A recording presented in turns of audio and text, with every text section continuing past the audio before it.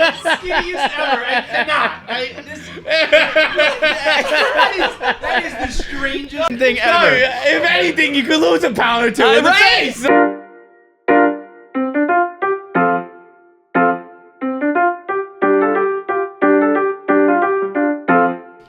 Jackpocket is America's #1 and basically only lottery app. I don't even know of another competitor, and if there is one, you shouldn't use it because Jackpocket makes it as simple as possible. I have committed to wearing these glasses, and it makes it difficult because I'm using an app that uses the Face ID. Jackpocket. That was like a late. I was talking too much. I forgot to. I usually give you your spot. It's when like, you know, it's like sometimes like the title card comes up later in a movie. Yes, yeah, like, yeah. Title card came up halfway through this movie. Yes. We are up to $420 million for Mega Millions. Order your ticket right now. Take my phone out too. That's worth a double stab. $2. Quick pick. Place order. Confirm. Face ID. Done. I am now in the running for $420 million. That's the ad. If you don't do that, what? $2 in the $2, 10 seconds. You might win $420 million. That's the ad. Download the fucking Jackpocket app and do that. If you don't, oh, guess what? Use promo code KFC. It's now free. $0, 10 seconds. You might win almost $500 million. Done. What's the sell? I'm also in the mix now. I don't even need to tell you about how they've given out $450 million in prizes. I don't even need to tell you that you can play the state lottery games. None of that. On your phone, look at it, click a button. You might win $420 million. Download it today. Jackpocket, America's #1 lottery app and official partner of Barstool Sports. Ready to rock? Ready to rock. Took my first omeprazole in 3 days. Feeling groovy. What's that? My omeprazole. I just haven't been taking it. No, but what is that? That's chest heartburn? Heartburn. Yeah. You would have thought this dude's on like a party drug or something. I'm zooming, baby. Ready to go. No, I'm feeling. Got my heartburn in check. It's like I just did a fucking nice line. I'm feeling fresh. I can breathe. I'm good, dude. Yeah, your body's probably like, it's probably like putting out a fire literally inside your body. Yeah. Like someone just with a hose just putting out the last fire. night I was just laying in bed going, Do you have regular heartburn? What's up? Do you have regular heartburn? John I have. He takes so much heartburn medicine it gives him dementia. Yeah. Well, yeah, but I didn't. You could like set the moon's lunar eclipses to my heartburn. Like, it's that on schedule. It's like a period. Yeah. It's got a cycle. I'm fucking. Every morning I wake up, heartburn. That's it. I got a period every day of the week. Yeah, you guys, I'm pretty sure somebody jumped off a building on 29th Street. When? Like right now, I think. Really? There's a whole bunch of cops blocking off 29th Street. They're not letting anybody even walk down the streets. That means somebody's on the sidewalk, that's not right? something I'd like that's to not see. good. That's not like, that's like you stop traffic, but if you can't walk through, that means there's something. Yeah. And there was a bunch of cops in the middle of the block and then on either side of the block with it roped off. I was like, somebody jumped down that building. That's New York, man. Did you see that video I posted the other day when I walked out of the office? Just a guy fucking laying in the middle of the sidewalk. He's always there, though. In the middle like that? Yeah. Wow. That's ballsy. Good for him. It bothers me because I can like pick a side. Right. Like just get. Go on, get scrams. Get out. You can't be in the middle. Yeah. It doesn't look like that omeprazole's I working. just took it. I'm like, I'm still settling in. I did it again. I've done it once again. And still the undisputed champion of getting caught with a suspended license. No way. Kevin Francis Clancy. Dude, you know what you should do? You should fix your license suspension. Yo, shit. Okay. Yeah. Here's the thing. That's primo A1 way to not be catched. Here's the fucking thing, man. It was the same fucking thing that happened again. I get a ticket. I pay the ticket. First of all, paying the ticket's hard enough as it is.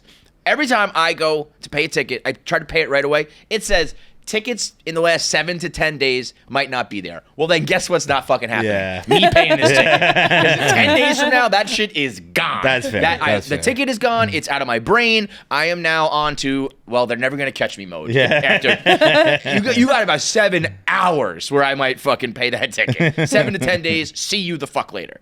So even despite that, every now and then I'll start to rack up a parking ticket or I get probably not depressed and I'm like, I got to take care of my shit and I pay the ticket. When you pay the ticket, these rat fucks at the DMV, I think only in New York, but maybe everywhere, but I know for sure in New York, they have something called the driver assessment violation fee. that is 70 extra bucks that I think they are just like, give us 70 fucking more dollars because it means nothing. Driver assessment. I've never seen anything connected to it. There's no ticket. There's no nothing. It's just you have to pay another 70 extra bucks. But where you pay the ticket, you can't pay the fucking $70 fee. So I pay the ticket, and they're like, you got to go over here. Then I got to go. So where I have to go is I got to go to my DMV. They made it like a thing now. You got to fucking sign into it. And when I sign in, they're like, I'm trying to sign up. And then they're like, you already have a registered name with this email address. So then I put the email address in, and it's like, you got to put in your security questions. And then I put in the security questions, and they're like, to finalize the security questions, you got to put in your password. And I put the password in, and it tells me it's already registered, and it just does this fucking circular thing. It just keeps going. I can't get into the fucking thing to pay it. So, and then when that happens, I'm like, well, guess what's not happening? I'm not paying the $70 fee because what else? Am I going to go to the DMV? I'm not doing that. Yeah. I'm not doing that. You have to make it easy to pay for things people want to buy. Like when you're selling a T-shirt, it's like 2 clicks. It gotta be 2 clicks. They won't buy more it. than that, and that's what something I you want. Yes. Let alone something I'm like, fuck you, man. So I have like a cord that I plug into my fucking thing so I can talk through the car. Yeah. And it's the USB cord. And that like broke just over time. That's another thing where just chargers stop working after like I don't know, a couple years. Chargers just don't work anymore. Yeah. They bend or whatever. It just doesn't work. I'm just like, okay, throw that in the garbage. That's another thing I gotta buy. So I plugged in like the USB-C, and that doesn't go through the car the same way. So I wasn't like driving like this, but I just had it like this. That I think should be allowed. Because that's the same thing if I'm like sipping a water, if I'm doing this with the fucking radio. Yeah, that's like, if I understand if you're like being an asshole. But this, yeah, that's like, come on. That and my rule that drinking and driving should be legal. That too. That too. Yeah. If drinking and driving is going to be legal, this has to be legal. Wait, what's your thing on drinking and driving? You should be able to drink and drive as long as you can blow below. As long as you can blow below 0.08. What's the difference? Like you can literally be in the car with a beer, drinking and driving. Okay. I'm not drunk. You can't go drunk driving, but you can drink and drive as long as you blow 0.08. If I have a Bud Light, if this is my first sip. One, yeah. What's it gonna? Yeah. I'm just on the way to the party, dude. It's Just like getting warmed up. Yeah. Right. I wonder actually there must be a different thing for that, right? It's like drinking and driving versus driving under the influence. I think that's open container. Open container. Yeah. I think. So the guy pulls me over, and I'm like, Okay, shoes, first of all. right? Little Harry, what do you say, Harry Suede? Harry Suede. That's exactly what I would name it. Yeah. Harry Suede. That's exactly This what little pair of Del Toros I got recently. Shout out, plug. No free ads. So the guy pulls me over, and I am in the town that I just did the fundraiser for. Oh. Right? And I'm like, come on, bro. Like, one time for me, God. And I'm like, I take my hat off. I'm like, good afternoon, officer. Like, here is my license, Kevin Clancy. Nothing. Goes back to his car. Another guy comes to take down more. The guy comes back. He's like, your license is good? I'm like, yeah, it's good. He comes back. He's like, no, it's not. Did you know it was not? No, but I said it so genuinely. I was like, yeah, it's fine. Because it wasn't a lie because at that point I didn't know. He did recognize you if he's asking if your license is working. So he goes, so the other guy comes back. And I will, as obvious, like as this story plays out, I will go down with the shit before I ever be like, do you know who I am? You know what I mean? But I'm like, come on. I'm like, this guy comes over, he's young. I'm like, you gotta know something, right? So he's nothing. He's just taking down my information. He's like, what's your email? And I was like, Clancy. I give him my Gmail. And you can give him the Barstool one? Why would you not give so then I was like, actually, can I change that email for a second? I don't use that one anymore. Can I change that email? Because I really don't even ever use my Barstool email, so it wasn't even on my brain. But so I was like, can I change that? And he's like, oh, do you work for them? And I was like, yeah, man. I was like, is there anything we can do? Like, I was like, I do all this and that. I'm calling. I'm texting other cops and shit. And they're like, once he put it in the computer. He was like, you should have said something earlier. Oh. And I was like, That's the last time you're gonna do it. Is right away, like to roll down the window. Do you know? Let me tell you what's going on. Excuse me, I have a podcast. Yeah, right. Like that's not what I need you to find it out somehow. I gotta put on my license or some shit. This is clearly gonna happen again. How many tickets do you have? I cleared everything up today. I think it was like $2,000 because I had So that's not that bad. parking. It's really not that bad. It was like because it was also late tickets, so those get it's up to like $250 a ticket. So it's really only like a few tickets. It was one open thing that I paid, but I didn't pay this fucking $70 thing, which is just the DMV's way of fucking you in the ass. So did you get like towed and arrested? No, but so he's like. He's like, we're going to have to. So, yeah, the first time this happened to me, I got fucking straight up arrested. Handcuffs. Shay was maybe 18 months, maybe 2 years old. I was about to take her to daycare. And I was like, I called my nanny. I was like, can you come downstairs? I'm being arrested. Dude, like, legit cuffed me in front of my 2-year-old daughter. Like, and she's young enough that it didn't matter, but also it was like, wow, we're really doing this, huh?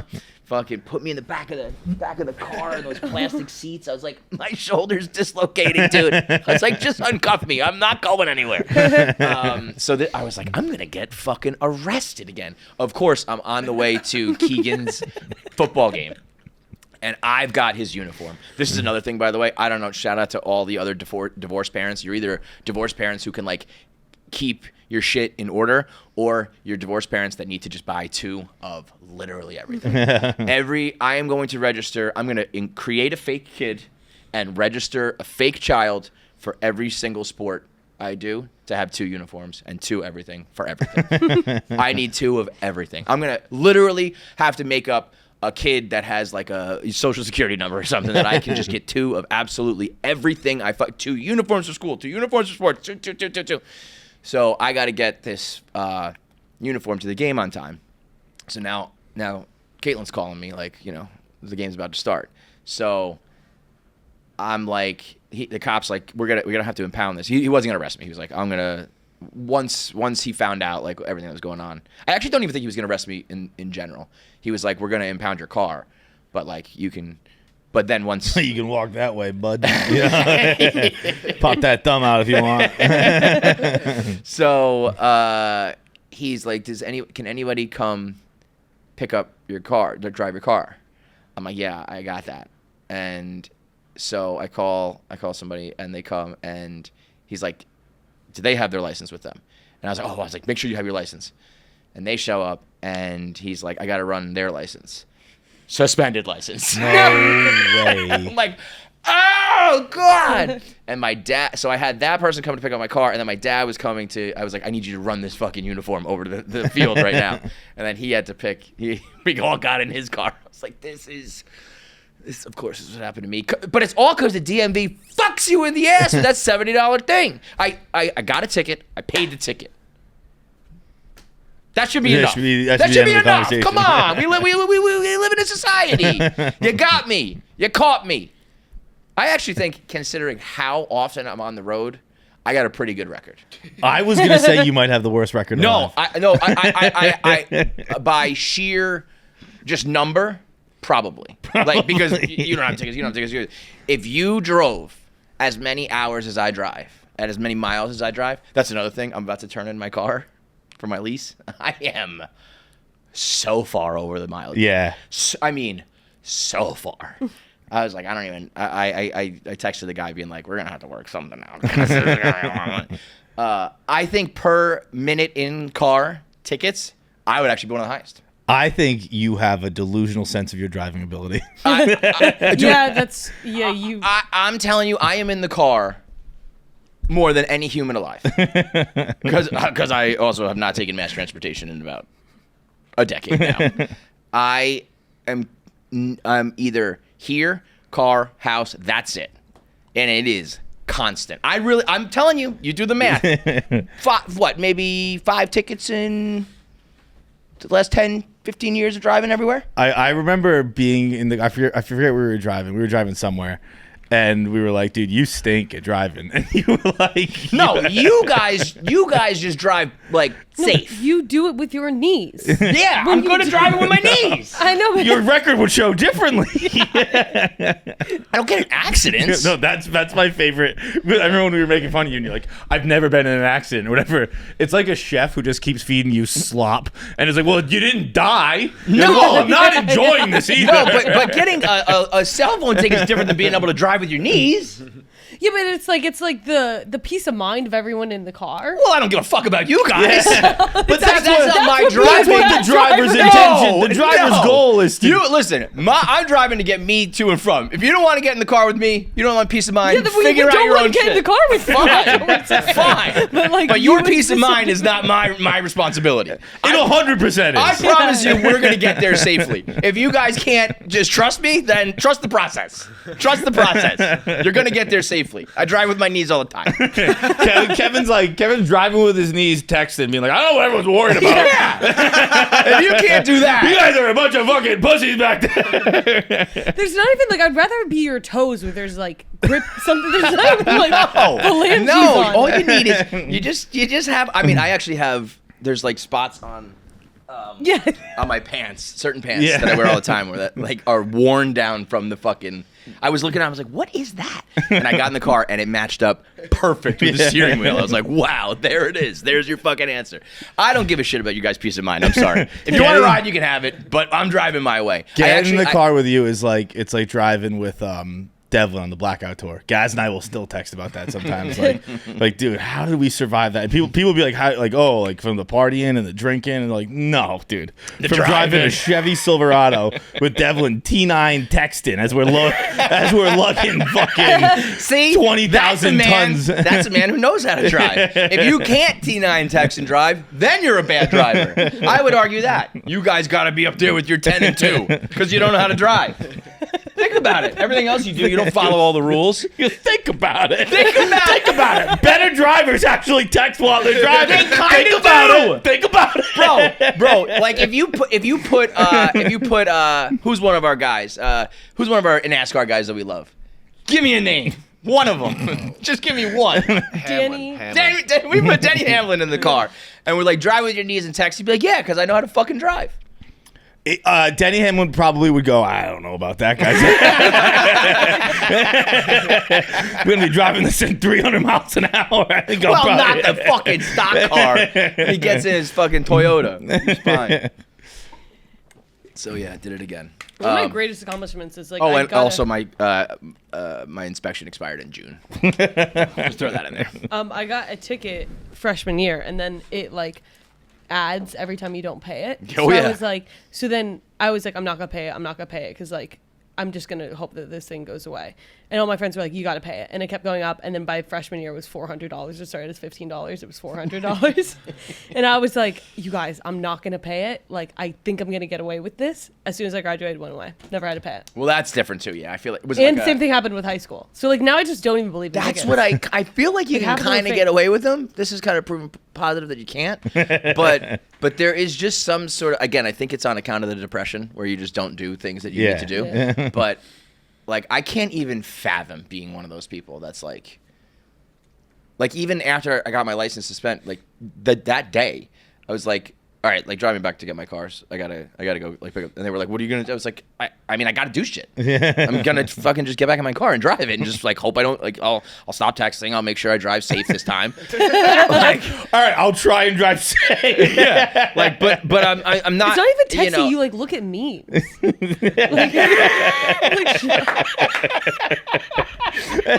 Kevin's like, you ever remember like that girl in high school, probably Jackie, who was like the cool girl in school and kind of mean, but like she would drive like with her foot like on the dashboard and like just. I have a spot right Kevin there. and that girl have the same vibe of driving. Yeah. it's like I'm a woman and I'm telling you. It's you're like a bad driving driver. is the fourth thing I'm focused on right now.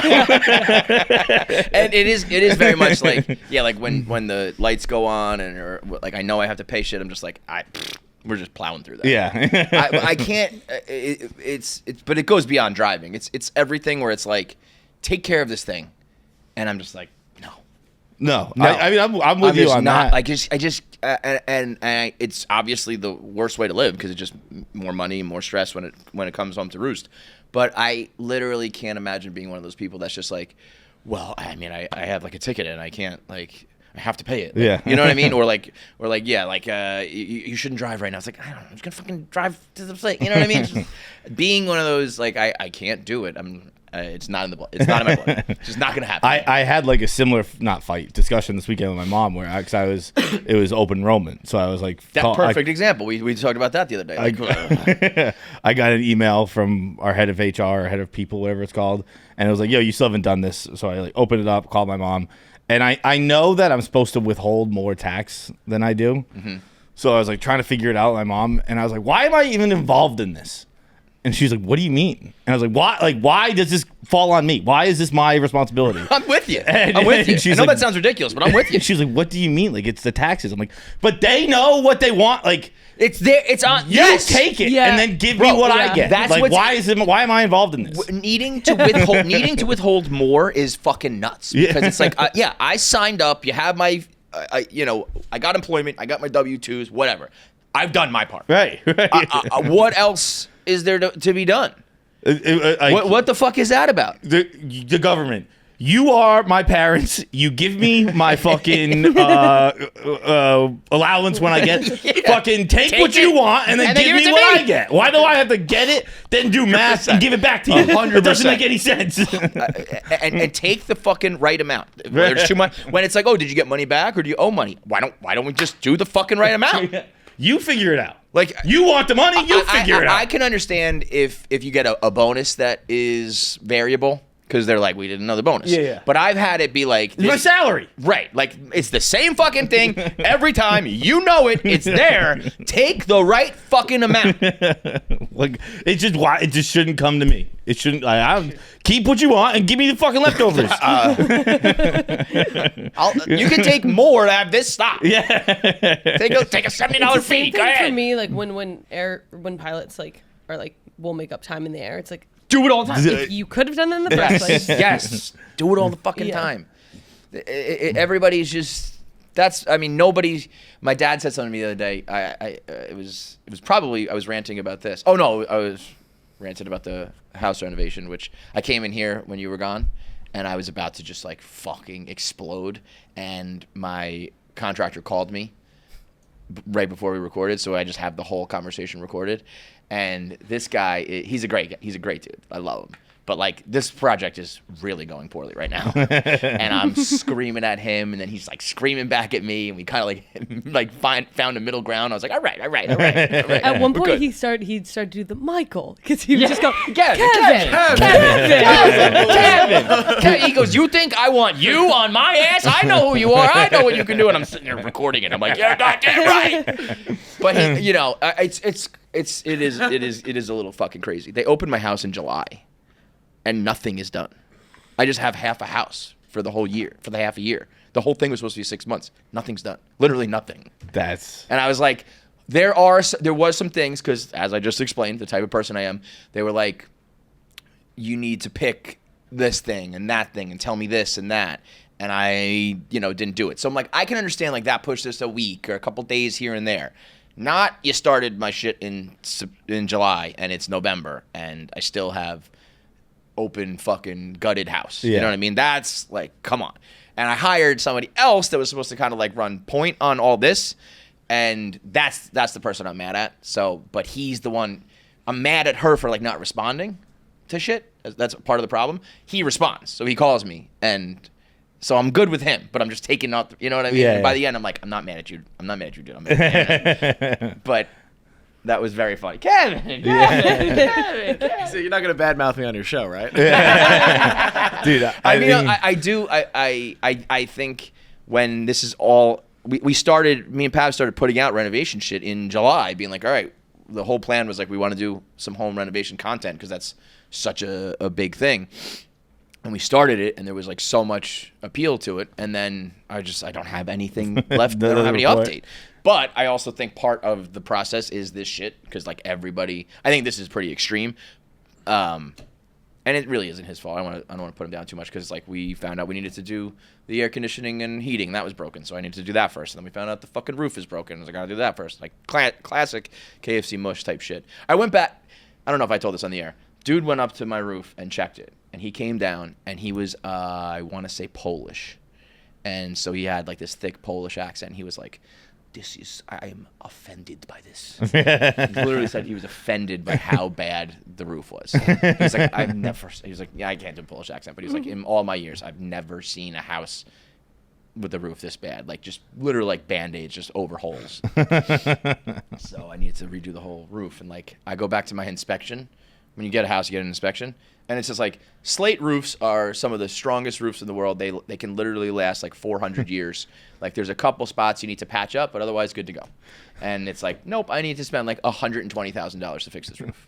Slate roofs are perfect. Not this one, but, but in general. I started to like Google it because I was like, clearly not. And there are though, like in Spain, there are like fucking like museums and like historical buildings that have like this original slate roof from like the 1600s. Mine was in 1930 and it's shot.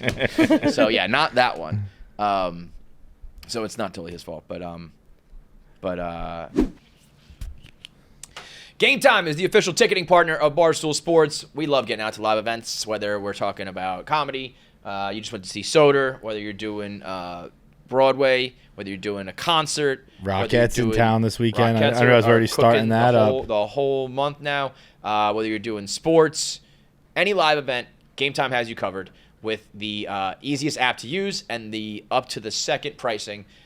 Right now they have the Gametime Picks deal. You open up the app, you put on GT Picks at the top of the app, and it cuts out all the bullshit on the secondary market and feeds you all the tickets that you need, so you don't have to sift through all of the way too high price, all of the shitty tickets, everything that's in your price range that are good seats, that are good purchases, good for good prices. They feed them directly to you, so you don't have to waste time searching through thousands of tickets, because there are thousands of tickets on Gametime, because it's the #1 ticketing app on the market today. So download Gametime, get your tickets, best prices or best seats available to any live event. And all you got to do is toggle the GT picks at the top of the screen. So download Gametime and use promo code KFC to score great deals with the new Gametime picks. What time is it? Gametime who? Sorry. She's never going to get it. Jackie goes, Gametime who? Gametime who? I wish the mic picked that up. Gametime who? What was the other thing? Oh, I chaperoned. I chose to chaperone Shay's field trip last week. And I didn't know where we were going. And for some reason, we have like a family calendar that we share, and it said Radio City, because I think that's another field trip later in the year. I was like, it feels a little early to do the Christmas stuff, but maybe it's, maybe we're doing that. And we did not go to Radio City. We did not do that. We went to a super slavery museum in Yonkers. Super slavery. It was the we were really good guys. It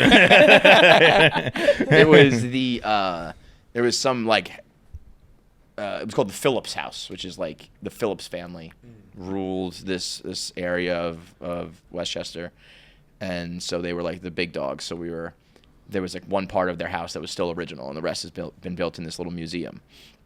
And like we start out talking about the spice trade, and they were like teaching the kids about different spices. The invention of the stock market. Yeah, that makes sense. Yeah. Wait, explain. The East India Trading Co. Couldn't compete with the British, but the East India was the British. East India Trading Co. invented the stock market in the sense like they sold shares in their company. Oh. That's how they could afford to move around so much. So they're teaching all about just like literal spices. They're like handing out these little like actual spices. Like, smell it. Like, what is this? What is that? But I see like the map they got up there, and I'm like, I think I know where this is going, because it's got the triangle trade and all sorts of lines going like this way and that way. And I was like, I know how these spices got to that spot, and I know what they're doing, And so in the beginning, it's all just they're grinding up the spices. Look at that. Like, it's like cinnamon and da-da-da. And then they're like, and they went to Africa and kidnapped people and made them work for free. And I was like, oh my God. And they're like, and this little girl's like, they didn't pay them for the work? And they're like, no, they didn't. They enslaved them. And I was like, out of every I literally, on a whim, I never check my email. Again, it all checks out, right? But I like happened to see this email at the top of my inbox like a couple weeks ago, like we need people to chaperone. I was like, cool, let's do it. Like, of course, the one I pick is this fucking thing. So I'm literally sitting there going like, oh, I'm making faces like, are you guys fucking for real? And they're like, yeah, they wanted to make as much money as they could, so they made people work for free. And I was like, oh, shit.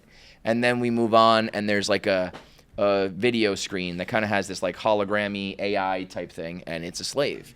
And they press play, and it's like, when I was a 6-month-old baby, they stole me in the night from my mother's arms and dragged me to blah blah blah blah. And I'm watching the kids kind of go like, I was like, you gotta be fucking kidding me, man.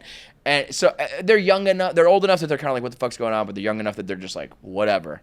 But then the final piece, I'm like, the whole time I'm like, get me out of here, dude. It was a whole day from like 9 till school closed. We're there. And I was like, I am literally dying right now. And then there was this interactive screen, and it had a knob, and you turn it, and it goes from like 1600 to 1800. And what it does on the screen is it has the population of the area. So in the beginning of the 1600s, it's all purple, and that means this is where the Native Americans, the Munsee tribe, it's like all of them. And as you turn it, like we start to colonize, and it turns yellow. And then as you turn it more, it starts to put spots on, and that was the slave population in that area. And so the kids are kind of turning it and like looking at it, and the group that I'm chaperoning, because they split up the group, it's a couple white kids and a couple black kids. And this little black girl is turning it. Wait, and they split. Oh, they didn't split the. They segregated it, yeah. No, my school does segregation. Yeah.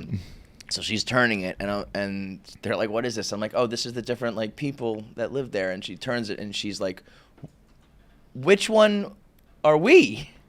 And I was like, I don't know. I froze. I was like, I don't know the answer here, man. You have to ask one of the experts. It's just probably descendant-wise, you're the spots, but also, I don't know, in girl. reality, now you're like you're the yellow now, but like literally back then, you're probably the spot. I was like, go talk to your parents. They probably can answer this better for you. It's like, I am certainly not qualified to talk to a third grader. Remember I said this a couple months ago, like relatively recently on the podcast. I was like, they kind of just yada yada slavery when you're a kid in class.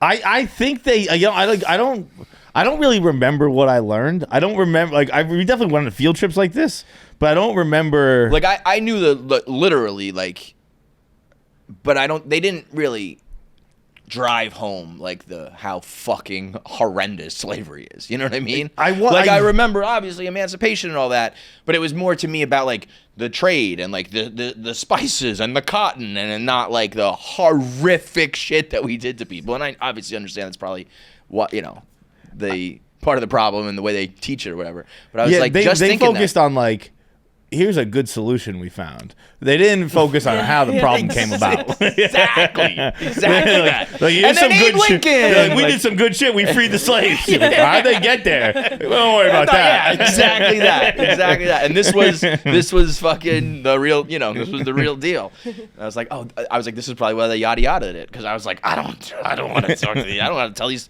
third graders about this shit, man. You should be, maybe when we're in high school you can talk about this. I can't be talking about babies being stolen in the night and shit. That's gonna be questions that come home. You know, that needs to be done by the fucking teacher, dude. I can't. And you're not even my kid. I definitely can't talk to you. I was like, I for sure cannot talk to you about this. You're gonna go home and be like, you know, some white man that was at the fucking field trip said yada yada. I'm like, listen, I don't know. I plead the fifth on this one. I gotta go fix my license. Get me out of here. I got the feds after me right now. I can't catch another case. I remember in 5th grade, it was like we were learning about colonial times, and I had asked, I was like, okay, so if they didn't have like they were talking about like how there was like not really hospitals or something, and I was like, wait, so how did they? And they talked about childbirth earlier, so I was like, wait, so how did they deliver babies? And the girl, like the tour guide or whatever, like laughed in my face and was like. When you're older, you'll understand that that's a very difficult question. And I was like, I feel like that was like not a dumb question at all. And every year on my birthday, I ask myself, was that a dumb question? Was that a dumb question? And every year I'm like, am I old enough to know that was dumb? Yeah. And every go, nope, I still stand by that fucking question. And she pisses me off every single fucking year. When you're older, you'll realize. Not yet. I mean, I have That'll be like the moment 7 you more realize years left, so maybe. Yeah. Maybe Well, the question was how.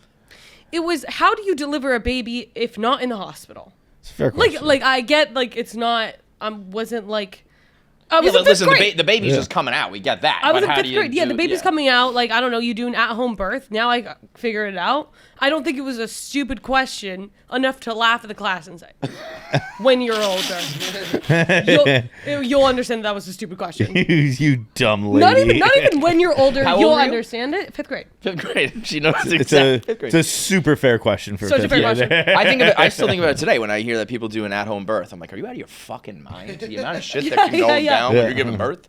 I mean, like, literally, the people used to just die all the time doing it because shit went wrong. Yeah. Like, Well, maybe when we're older, we'll understand.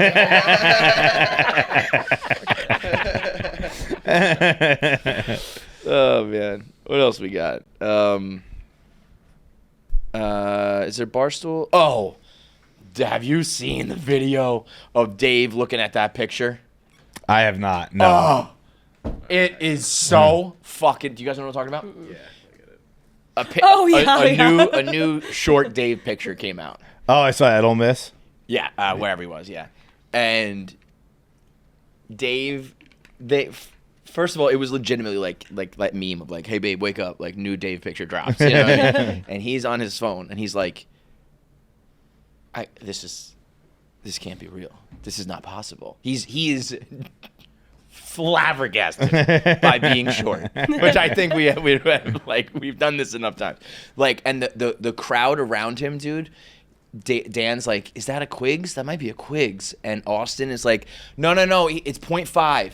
It's a 0.5 picture. You're in the middle. It's a depth percent. And That's it like is just such a girl move that it's like, no, totally. it's 0.5. That's Girl. exactly what it was. No, it's the lighting. And he's just like next to a dude who's like, I don't know, 6'2" or some shit, and looks short.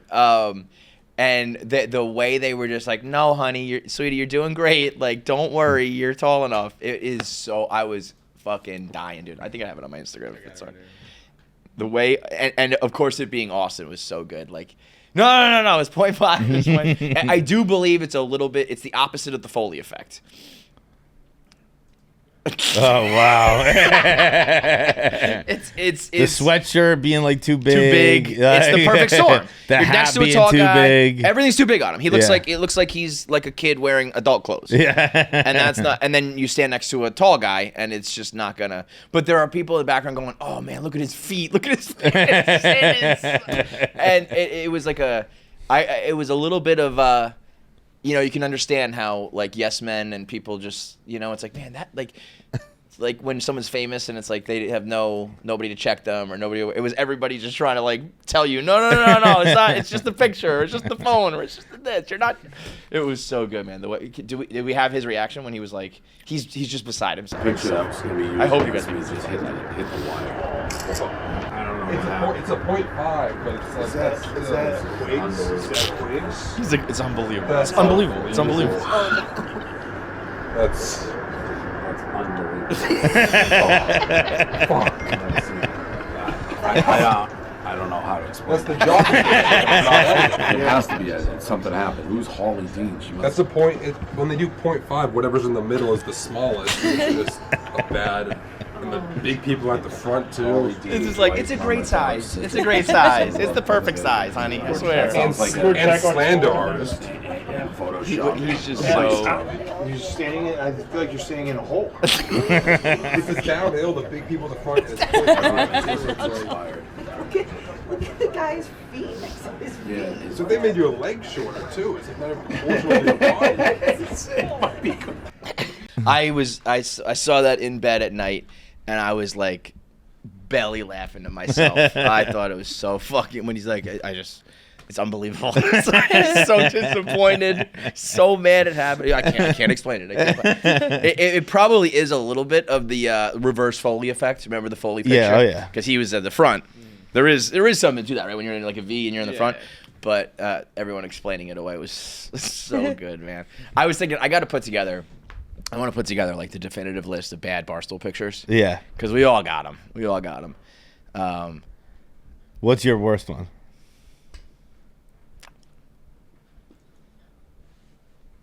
I don't know. There's one from the Super Bowl house in Minnesota. Oh, YP took. Yeah. Yeah. He did me so dirty. Yeah. He did me so dirty. That was probably that one. I think is like, I feel like is the worst. I'm sure. It's in the eye of the beholder. But that one makes me go like, oh my god, take that off the internet. Big Cat, Big House is I think probably the number one. If you don't know that one, that is. Oh my god. Him, I was on the Cubs Mets bus. We were on the bus, and Dan was trying. I think we were lost or something. Everyone's trying to like kind of navigate, and he's bending over into the front of the bus, and then I'm behind him. And do Big Cat, Big House. It'll pop up because that was kind of the memes started. Yo, that's not him. Yeah. That is not him. It's so fucking funny. And if you look in the top is me taking the picture, and I just have this smile on my face because it was a funny visual, but I remember taking it and looking. I remember going like this, like wait, what? Because he was not. I mean, you know, it was probably at one of his bigger phases. He's Slim Cat now, but he was probably not then. But that picture, I was like, what happened? And I remember it was on my phone, and I had just taken it. And I remember being at like a crossroads in life where I was like, I can just delete this picture, and this never happened. And I kind of started to laugh and like snicker. And if I remember, I don't remember for sure, but if I remember correctly, I think Dave was like, "What are you laughing about?" And I was like, "Nothing, man, nothing." And he was like, "What is it?" And I showed him, and he was like, "Oh, wow." I think that's how it went down, because I do remember feeling guilty because I was like, "Fuck, like, what do I do?" This is literally one of the funniest things I've ever seen, but I don't want to do my boy dirty. And then I think if this is the blog, there's a blog that we did a Photoshop contest, and yeah, maybe this is the original one, so I don't know. The fucking Photoshops that came in, dude, were so funny. They were putting them on like cruise ships and like up next to buildings and like all this funny shit. Oh, this is it. Yeah. This is the made of the moon. JJ Watt's flipping him as a tire. They were just so mean. That was the best one. Huel. Oh man. And it was like all time funny. That to me would probably be the number one worst. There's Ugly Dave, Gross Dave. Oh, that was great because Daniel Murphy was seeing the ball so well. Yeah. That's probably Dave's worst one. I don't know. I don't think you gotta have one, but none like jumps to mind. I think of We've all been on so many cameras before. Well, I think of mine is like one I knew was being taken. It was like the pre-weight loss challenge. Yeah. Where I'm like shirtless in the Milton office. Mm-hmm. That's the worst, by the way. When we took shirtless pictures for the combine too. Yeah. I was like, this sucks. But they just did me so dirty on the combine too. I think Dave just went North Korea on that one. They just put 5'10" on my combine. It's just like, I'm just not 5'10". It's just, you just fucked me, dude. Camera adds 10 pounds is really a thing, which is why I want an award for editing myself as much as I do. You do deserve that. Thank you. You do. Whose head is that? That's got to be Dave making. Is that Captain Cons? I think that's Cons. I think that's Cons before he brought it home. Yeah. Yeah. No, is it Chaps or Cons? No, that's Cons. Cons, yeah. That was. We didn't talk about that. Did you see? Oh, I did see Cons that. Yeah. undressing Dave? that I think that like reset me at Barstool Sports. Like I that was so vintage Barstool that I was like, there's still a little bit of magic left. Like, there's still a little bit of old school Barstool. Cons fucking smoked him in one of the most like, that was like off the rip, but it felt like scripted. Yeah. He just like kept going. I'm handsome. You're not. You need it. Go to Turkey. I'm an athlete. Like, and Dave going, challenge? I challenge you to a 1 mile race. Like, that even fucking means something. We're talking about handsome and hair, and he's like, 1 mile race. It was like I invoke like fucking like Festivus, like like pause, we have to race. That race is supposed to go down. By the way, if you haven't seen what we're talking about, is on the dog walk draft. We were doing a TV draft, and I had my head down and I was looking at my list, and Dave was like, Kevin, are you balding? And it was just like a part in my hair, and Chief was like, Dave's just wishing baldness on anyone. He's just trying to push baldness on anybody. And then he was like, Cons, don't you have like the worst hairline? He's like, I'm fucking bald, dude. Like, and it was just so genuine when he's like, this is the lot that like God gave me, and I understand it. I loved it. If that was like Dan and Dave, me and Dave, like that was 2012 rundown type shit. Yeah. It was Cons and White Sox Dave, but it was like so fucking funny. And I was up there like, I was like, oh my god, oh, stop. But they're gonna race. And White Sox Dave texted him, if you can't break 7 minutes, don't even show up. So I guess Dave's confident that he can run like a 6-something mile. Cons is like, he knows for sure he can run in the 6s, and he was like, and whatever it takes, I will not lose to him. He's like, I don't know what, I can run in the 6s, and whatever I need to do in the 6s, I will do, because I will not lose to that guy. So we'll find out. If Dave wins, though, Dave's like the Kingslayer. Well, so that's kind of like Dave thinks White Sox Dave has a little bit of the Burt Kreischer in him. Like, yeah. He thinks he has the Mickey Mantle gene. But he threw faster than Rocket. Did he do anything else? No. Okay. So that would be 2. Yeah. 2. 2. You're officially your slang I think 3. I would say 3 is a Kingslayer. Really? I mean, it's 2 more than like most people. So if you want to give it to him. Once you can kind of explain away, it's like, this is a challenge me and my buddy did. And 2, it's like, all right, I beat people who think they're good at things. That is good. I think if you run around saying I'm the Kingslayer and someone says what is that, and you're like, I threw a ball faster than someone and I won on a race one, I think you need like one more. Yeah. If you're gonna, or people are gonna say you're a Kingslayer, that's, you gotta have like one more kill on your resume. I think. Yeah. But if you beat the guy, I mean, the Kingslayer only killed 1 king. That is true, actually. That is true. I gotta just kill 1 king. You know. You build 1,000 bridges, fuck 1 goat. You know. I started to think of that one. Yeah. But yeah, if there's one company and there's a guy who says he can. But the only thing is, Dave made the challenge too. It's not like Cons runs around being like, "I'm the fastest guy in the world." True. He's just like, I want to race you. So he has to win. The pressure's on him. That's true. Because if Cons just goes out there and he's like, "I never even brought up running. I'm just gonna go for a jog and fucking beat you," then almost this is absolutely make or break for White Sox Dave being a challenge Barstool guy. Yes. Because if you lose this, it's like, well, that was your call out. You know. Boy, the Rocket, that was one of the worst. Oh, that was like watching fucking Mike Tyson in the ring the other night. Watching the Rocket just fucking throw 62. Have you guys seen speaking of running, the 7 marathons in 7 days across 7 continents? I can't tell you how much I hate that. 7 marathons, back to back to back. There are people who do 7 like days. 50 in like 50 days. Really? They're like I didn't know freaks, about though. that. They're absolute animals. They're just. Did you see? I don't know when it was from, but I posted it on my Instagram. There's like a sweeping camera or like someone on a truck and there's this girl running the marathon, and she's got this Australian accent. She's like, I just shit myself, so can you not get my ass? And I know that's a thing that happens, but the fact that we just kind of accept that as a society is despicable. If you go do anything that makes you shit your pants, Yeah. like, Your buddy doesn't want that. you should not be doing that. And you certainly should not be able to be out in public and just be like, yeah, it happens. During this activity that we all like sanction, people shit themselves, and we just do it. Dude. Fuck that. That should just be like outlawed. That should be, you cannot do that. I didn't do it this weekend, but I had fully accepted that I was going. What?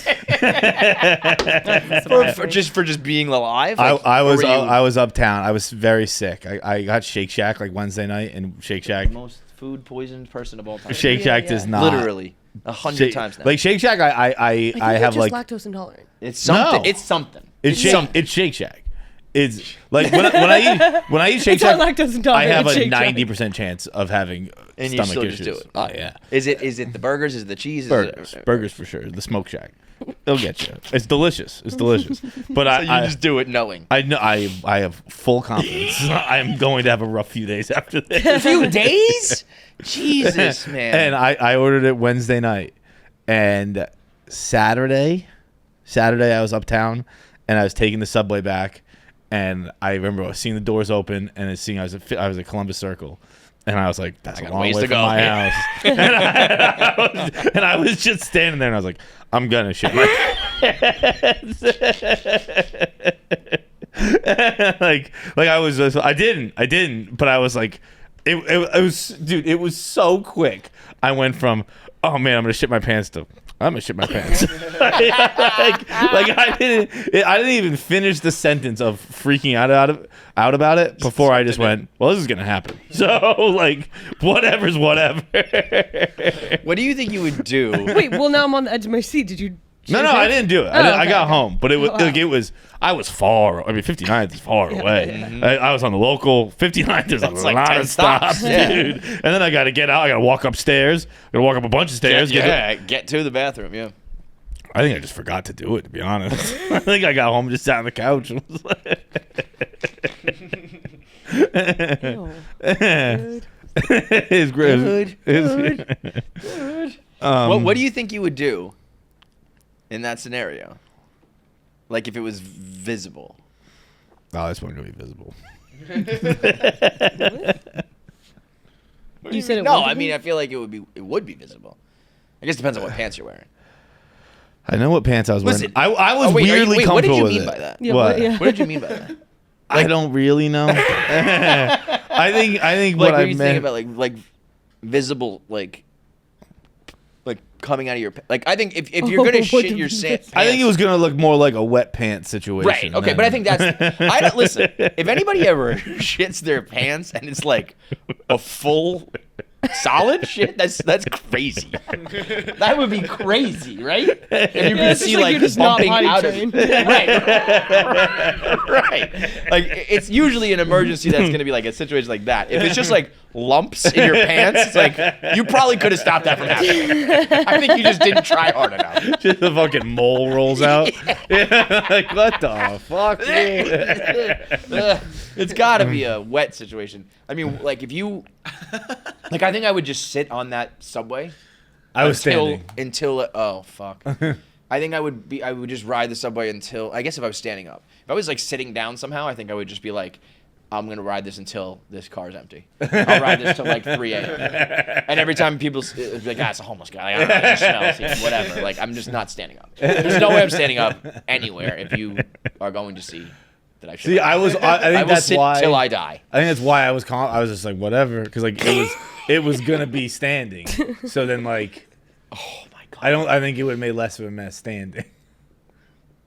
Whatever, we can talk about something new. What else is up? Jake Paul, that was crazy. No, that was crazy. How about? Did you see Mike Tyson? This went under the radar. First of all, what's the Rosie Perez thing? What is that? I don't know. Is that but a thing that I didn't know about? Yeah, she's done them before. Okay. She does like Jake Paul. I was like, fights, what so is going on? She interviewed Mike prior to the fight, full sit-down interview, which I think, because I had not seen this since like 2002, I clicked on the link. It was just the interview transcribed. I have not seen that. Bold question, regular text answer. I was like, I don't even think this interview happened. I think this is all made up. And clearly Mike Tyson's going through something because the interview with that little girl was insanity. Yeah, but he's always like that's Mike Tyson. Well, yeah, I mean he's not. But like he's a long-term believer Of no legacy. He's been like, I don't give a fuck for a long time. Which like, is a great way. There's another clip of him, like, I don't know, this is probably the 90s, maybe 2000s, where they have all his heavyweight titles, and they have them laid out. It might have been a 60 Minutes thing or whatever. And they're like, this is history right here. And he like picks one up. He's like, this is fucking trash. He's like, who gives a shit about this? And like that was like 20 years ago. Probably a good take to have for a convicted rapist. Yeah. To be like, this doesn't mean that much. Yeah. There's more to life than these bouts. Is he convicted? Oh yeah. Big time convicted rapist. Oh, well, I cried for him this I weekend. know. He is one of the all-time. We just forgot about that. Yeah. Like he's in The Hangover, and it's funny, and I'm part of it. I like him, but I don't know. I mean, You don't like it Like when if he that rapes girl, you? yeah, like if I met that girl and she was like, "Why do you like him?" I'd be like, "I'm sorry, I shouldn't." Yeah, it's crazy. Just full blown convicted, and Like, that was went to jail, right? Like served time. like went to jail Yeah. for like 5 years. Yeah. Just learned about this. I had no idea. Oh yeah. Crazy. Big time rapist. And then it was floating around. It was floating around this like news cycle as like, the timeline of events of Mike's life, and it was like in 1990 whatever he was accused of rape, and like went to court, something like that. And it was like people were like, it got community notes. It was like he was convicted of rape and went to jail. He went to court, and then he kind of laid low for a few years. We didn't see him. So yeah, that's a big one. Do you also know you know about his 4-year-old kid? No. His 4-year-old kid hanged herself by accident, like on a treadmill. It had like, I think, the cord to like stop you. Yeah. I guess was like, they kind of like pull off now. I guess maybe they didn't, and she like got wrapped up in it, and the Jiminy 7-year-old brother Christmas. found the 4-year-old sister. So that, like, you learn about shit like that. I mean, the rape Somehow shit. got worse than pants shitting. Yeah, I should say. But then, Wait, why was a 4-year-old on a treadmill? I think she wasn't like Playing running. with it, She was okay. playing with it. And apparently the story was like the mother was like, "Where's your sister? Like, go find her." And that was it. So that made me feel bad for him. I was like, I was over there going like this. But the interview with Rosie Perez, he was like kind of like the same sort of legacy shit, being like, fuck legacy. And he's like, listen, man, I should be dead. I should be dead. So like anything else is house money. Like all of my friends, they're dead. They OD'd. They've got AIDS. I fucked a girl with AIDS multiple times, raw. What? No, that just like went under the radar. I'd be like, yeah, I fucked these girls with AIDS a lot. It was like a lot, Rosie. Seriously, like a bunch of times. Yeah, well, raw. no wonder Mike Tyson thinks he's superhuman. He's like, dude, if I fucked a girl with AIDS repeatedly and didn't get AIDS, I'd look like fucking a Hannibal I'm Buress thing. invincible. Like, I can't die. I'm never gonna die. So the response, it said Rosie Perez, and she said, that's crazy. Yeah. Damn, Mike, you wow. Yeah, that's basically what it was. But that fight I feel like it went from like, oh, Mike Tyson's gonna kill him, to like, oh shit, this is like sad and bad, to then like flip back, being like, well, he made it the whole way though, and like now people are giving him his flowers for just standing in the ring for fucking 16 minutes. I turned it off. It's boxing is so funny, man. We're like, first of all, the first two fights were great. Or the first two fights from when I turned it on. The two Mexican guys. Yeah. Mexicans fucking brawl. Mexicans and chicks. Yeah, we said it. That's what I did. Kevin texted me. Mexicans and chicks. Those two fights are great. And I was like, dude, I get that child daycare like fight club. Because like I bet kids are the same way. I bet kids can just fucking wail on it. Because there is an inflection point of boxing. It's Where like it stops pretending being like fun, and then it's like, well, now it's dangerous. Yeah. Like, you know what I mean? Yeah. But also like if you like a heavyweight punch, like will knock you the fuck out and end the fight. Whereas at a certain weight class, it's just for fucking 12 rounds. Just like they're just eating the punches. Yeah. I was like, they're not even trying to dodge them. You Some know? 8-year-old in Trenton, New Jersey can fucking Just literally like this. But yeah, I mean, but I turned that fight off. I watched like 5 rounds of that, and I was like, all right, I'm gonna put something else. I'm gonna put Lioness on. I was worried he was gonna Don Baylor himself. Remember when Don Baylor broke his knee at the first pitch? Oh yeah. Like his knees were like really. I was like, I'm not worried about his head. I'm worried about like an ACL, like a knee popping out or something like that. But it is funny though. Like after the fact, everyone was like, "Oh, told you so, knew it." It's like nobody was saying that before the fight. Before the fight, he was like, there were people being like, "He's old," but everyone was like, "Maybe." It's boxing, right? It's like Right. yeah, puncher's chance. He might land one. It's the only sport. No other sport in the world would you go watch a 60-year-old do it. Right. Like you know it. You know everyone's washed up. You wouldn't. You I don't even think it's boxing so much as it's Mike Tyson. Well, Like, I was gonna you say, could get like if you that's why said it's Lennox the perfect Lewis, storm. I wouldn't be like Agreed. Oh, I Agreed. see this. It's the only guy in the only sport. So like that, I give him respect for because like even Dave being like it was I knew it. It's like Dave when Dave puts out fucking $1 million bets when he like knows it. Yeah. And it's like, why didn't you? Why didn't you bet on it? Why didn't you bet on it? Why didn't you say this? Like, because everybody right before it was like, but maybe. Dude, and right away it was like, oh, of course, this is ridiculous. He's 60. Like people who are 60 can't like get up out of chairs, and so like no fucking chance. But Have right you ever seen him, until- Jackie?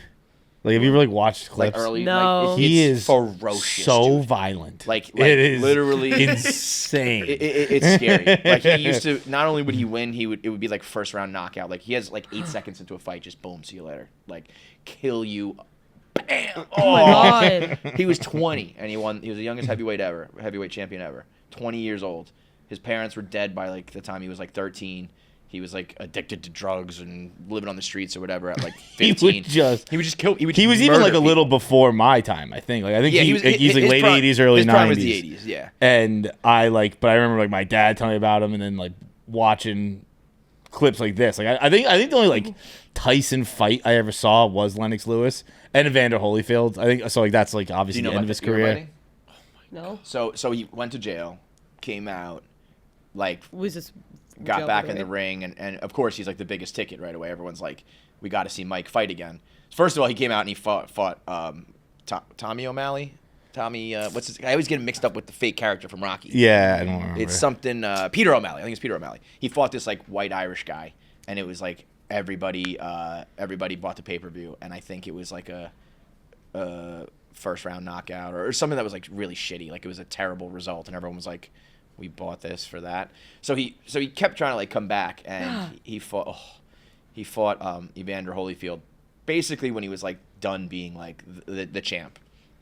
And they, when they like kind of hug up, and he just bites the top of his ear off, like flat, like the chunk fell. like off the Evander ground. Holyfield is still missing the top of his ear. He bit it fucking off right there, yeah. Oh, and Evander Holyfield starts jumping around. He's like, ah. And, What was his intention to bite? oh yeah. yeah, oh yeah. Oh my god. And he's just Like his foot, he bunned down. The picks up ref a bends piece down of- to pick up his piece of his flesh, and he's just bleeding from his ear. It's fucking. Did he, It's Say sorry? top like Did he say 5 sorry? craziest thing ever happened in sports. When that happened, it was bananas. I remember like where I was. It was I was at my fucking uncle's house insane. and like Yeah. in the kitchen. I because was these were like get together with your friends, pay per view, like must watch sort of shit. He was like big ticket. You gotta watch Mike Tyson fight. Even like 2 or 3 times after it was like he's not the same. Yeah, it was fucking gross, dude. And they just spray the water. I think they kept fighting, right? I don't think did he get DQ'd for that? I honestly don't remember. But like if you look at Evander Holyfield's ear now, like he's missing, he's missing like half his ear. Chunk. Not a half, but a good chunk of it. He was like absolutely. It was fucking. It was always something, It was always absolutely crazy shit with this guy. And then after all this, the conviction, the ear biting, he also had all these quotes where he like the real thing. The thing about fighting is he was a violent like murderer that just like like if he wasn't a boxer, I think he would have been like a murderer. You know what I mean? He channeled, like, again, dead parents. I think like in and out of jail, drugs, all these problems, and like a boxer, what's his body? Dude, there was a whatever clip his coach was, like took him in and like, you know, turned him into a fighter, and so it was like all of that channeled into boxing. There was a clip this weekend that was like, someone with this kind of trauma will just annihilate people, and it was him on the street, like. Again, it was one of those 60 Minutes type things. Like, he's older now and, like, showing where he grew up and, like, his thing. He's a big pigeon guy. He loved, like, honing pigeons, I think they're called. Yeah. Like, he could, like, clap and stuff like that. He had, like, pigeons above his, like, Bronx apartment. Yeah, kind of like that. And, like, he did it, like, as a child. Like, when he was very young, he was a pigeon guy. Mm-hmm. And he was telling a story about when he was, like, 13, and some kid saw him on the street and came up to him with one of his pigeons and goes, "Hey, Mike, fuck you, you fat N-word," and then rips the pigeon's head off. And the video was like, dude, I would never get in the ring with someone with this kind of trauma. Like, someone ripped your pet's head off in front of you. Wait, this was like in school? This was like a bully? I think so. I think he was like on the streets. I don't even know if he was in school. Yeah, like, right. He literally is like an orphan born like and raised on the streets of New York until somebody like took him in and said, "We're going to turn you into a killing boxing machine." Murder. Yeah, like we're going to put gloves on your hands, but you're going to go try to kill everyone you see inside this. We're going to put you inside this square with ropes. We're going to put gloves on your hands, and then we're going to tell you to murder the person." And he did, and he murdered like everybody instantly. He had all these those cost $250,000 a year to maintain. He had like 2 or 3 white tigers that were like $75,000 a pop and $250,000 of care a year. Did he continue with his pigeon? He actually says he regrets the pets. But that's where, and then so after all of that, the hangover shit started. Yeah. Because that was the scene in the movie was that they had to they stole Mike Tyson's tiger. Yeah. So and it just became this like lovable like monster thing, you know, like Shrek almost. Like he was playing the piano and he's got the lisp and you got the tattoo. Remember when he came out with the tattoo? Yeah. I mean, that was crazy. He has the fucking tribal thing around his head for the first, half of his career. He didn't have that. And then all of a sudden people were like, Mike Tyson got a face tattoo, which now like every rapper under the sun has it, but back then a face tattoo was like, you are fucking psychotic. Yeah, it was that was a big deal. Yeah. And he was also, I don't know if the tattoo was when he was sober, but then he got sober for like 20 years. And then after like 20 years of being sober, he's like, I've been doing cocaine the whole time. I'm not drinking. He's like, wait, you guys thought I was sober? Like, I've been telling you you're sober. And he's like, oh, no, not even for like a second. And now he's just a fucking stoner. His podcast is called Hot Box with Mike. He just gets like super, super blazed and talks to people. So this whole, like, given all of that, I do give him credit for like, and then I don't know how this like went under the radar. He said when he was training for the fight, he almost died.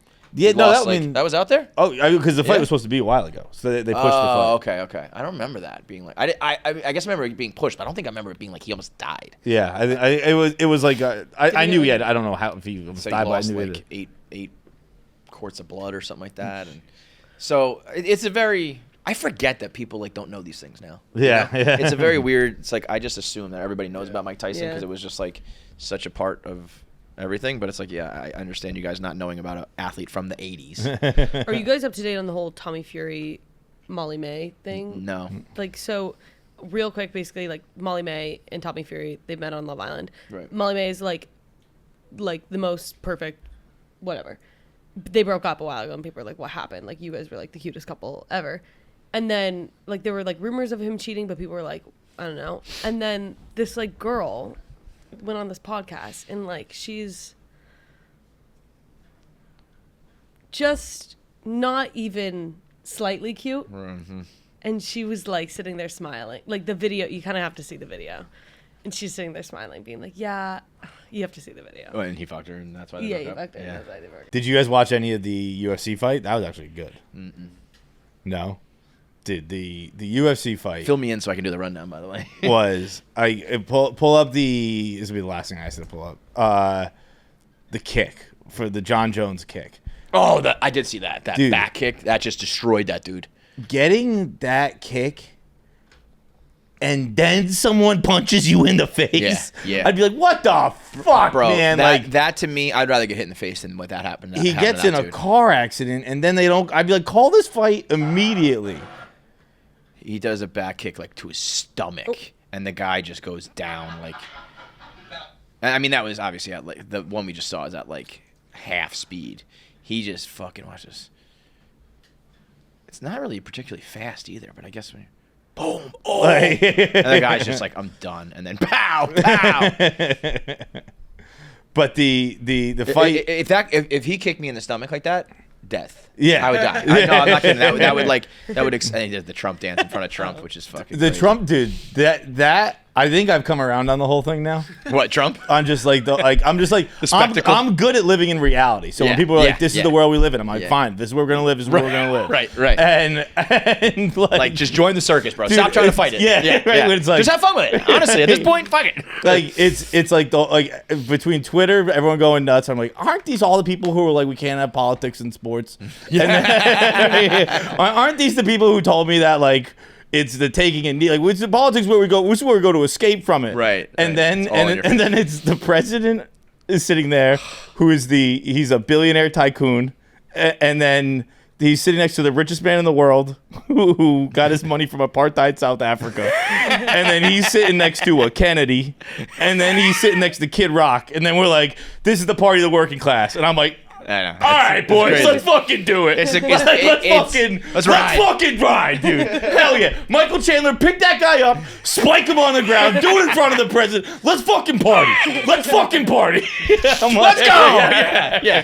Like, if you want party, I'll fucking party. Like, when Chandler picked it up, I was like, let's go. I was going fucking bananas. These guys all eat. Yeah. Dude, if you fucking were to make a cartoon of America, This is it. You were like, Donald Trump, McDonald's, RFK, the president, Elon a Kennedy, Musk. and an emerald, the son of an emerald farmer. Mm-hmm. They fly on a private jet to a combat sports and they eat McDonald's on the way home. You're like, Crazy. That's America, baby. I did. Fuck My favorite caption was making the new guy in the gang do drugs to know he's cool. with RFK eating fucking. You know, he hated that. As I took a bite, just being like. I was like, this is incredible. This is. I mean, obviously, it's like funny, but there is a level of like, it's the greatest con of all time. Again, like, and I think Donald Trump has like said it to people at these rallies. Like, I don't even like you people. Like the thought, like Donald Trump would spit on all of you the minute he saw you. He would step over your dead body, and they're all like, the working hero. I guess because he does that shit though. He just, all he's got to do is that. He worked a drive-through once, and he got in that truck. That's all he had to do. I once sat in a truck, and I went to McDonald's for 15 minutes. I'm the working class hero. You're a billionaire, fucking, evil. Like, these guys are like the supervillains. Almost all, and you could do this with probably any billionaire, but like almost all of their origin stories, you're like, is that like from a movie? Right. Like, your dad was an emerald farmer in apartheid South Africa? Right. And you stole your ideas, or put this person out of business. Or seller, emerald, something. What's it called? The dealer, right? Like a dealer, emerald dealer, yeah. Like that, even that in and of itself, you're like an emerald dealer. I didn't even know those things existed. Yeah, but and then even the dance, like when Trump does the dance, I mean, it's the goofiest thing in the fucking world. But everyone's just like, "Oh, this is amazing! This is amazing!" It's like, well, okay, all right. I don't want to be the loser. It's like it honestly funny, man. is. It's awesome. It's perfectly recapturing like gladiators, where they're like in front of the king or in front of Caesar. But dude, like. Yeah, I know. And it's like there is a primal thing that goes on with a lot of people where like that's what they want. I also love that John you Jones. think we've grown past that? I don't think so. I mean, John Jones, he's a blatant cheater, right? Like he's done steroids, like, and he's got caught like 1,000 times. I don't know if it was steroid. He definitely failed drug tests, but I thought it was because of coke. Oh, I thought it was like cheating. It was definitely coke, but he has like a bunch of domestic charges. Yeah. He's just like a bad dude, and people just they like, I'm not marrying the guy. I want to watch him kill somebody. And that's where I think we lost the thread a little bit, where it's like, like the same way it's like I'm not marrying the dude. It's like I'm not voting him for president. He's a cool guy, and then we just voted him for president. It's like all right. I think we went a little far, but okay. Let's go. I don't care that much until it affects your day to day, and then if it does, then you're fucked. It's like I hope it doesn't. What was the other thing I saw this weekend? Oh, you want to know how dumb I am? Like how dumb are you? like I got really proud of myself this weekend because I solved a internet question from 10 years ago. Which Like, was? remember it was like always like, hey, can you complete a pass in an NFL game? Yeah. Like, could you pass? Like, Yeah, could you yeah, complete one pass? Blah blah blah. Like watching football this weekend, I was like, jet sweep. I could do a jet sweep. Yes, I can complete a pass. And I was like, I'm the smartest guy in the world. Wait. What? You went and did it, or you? No, just like I could complete a jet sweep. I don't know if you could. I 100%. Like for what do you mean? Like Like when the question like, could you complete a pass in an NFL game? I can do a jet sweep. Yes. I think you might get lit up. I don't know. What do you mean? Like a jet sweep is with the fucking guy, the wide receiver comes running back in front of you, and you just throw the ball in the air like this. Yeah. And he catches it and runs. It's a handoff. Yeah. I just think you're slow. But I don't have to do So anything. like, I think by the time the ball That's a jet snapped, sweep. I don't do anything. I don't even move. He runs in front of me, and I throw it in the air. I thought you meant you're getting the No, hand up. I'm completing the pass. It's a pass. Okay. I thought you meant you're getting the ball, and I was like, I think someone you might. couldn't even comprehend it. That's how genius this is. So you're taking, but you're the quarterback. You're taking the snap. I'm a quarterback. That's not jet sweep, though. I could see a scenario. That's not jet sweep. That was a handoff. I could see a scenario where you. Maybe I'm not saying what a jet sweep is, right? Okay, so I'm not saying what a jet sweep is. The one where they run in front of you and you kind of throw it in the air. It's this one right. So but it's the same idea of like your shotgun. He runs in front and you just kind of hold it. I out. just pop it up in the air. Yeah, I guess you probably could do that. 100% I could do that. Yeah, That's easy. I was thinking like because it's like the line still will block. You still have a professional lineman blocking for you. For him, I already completed my pass. My job's done.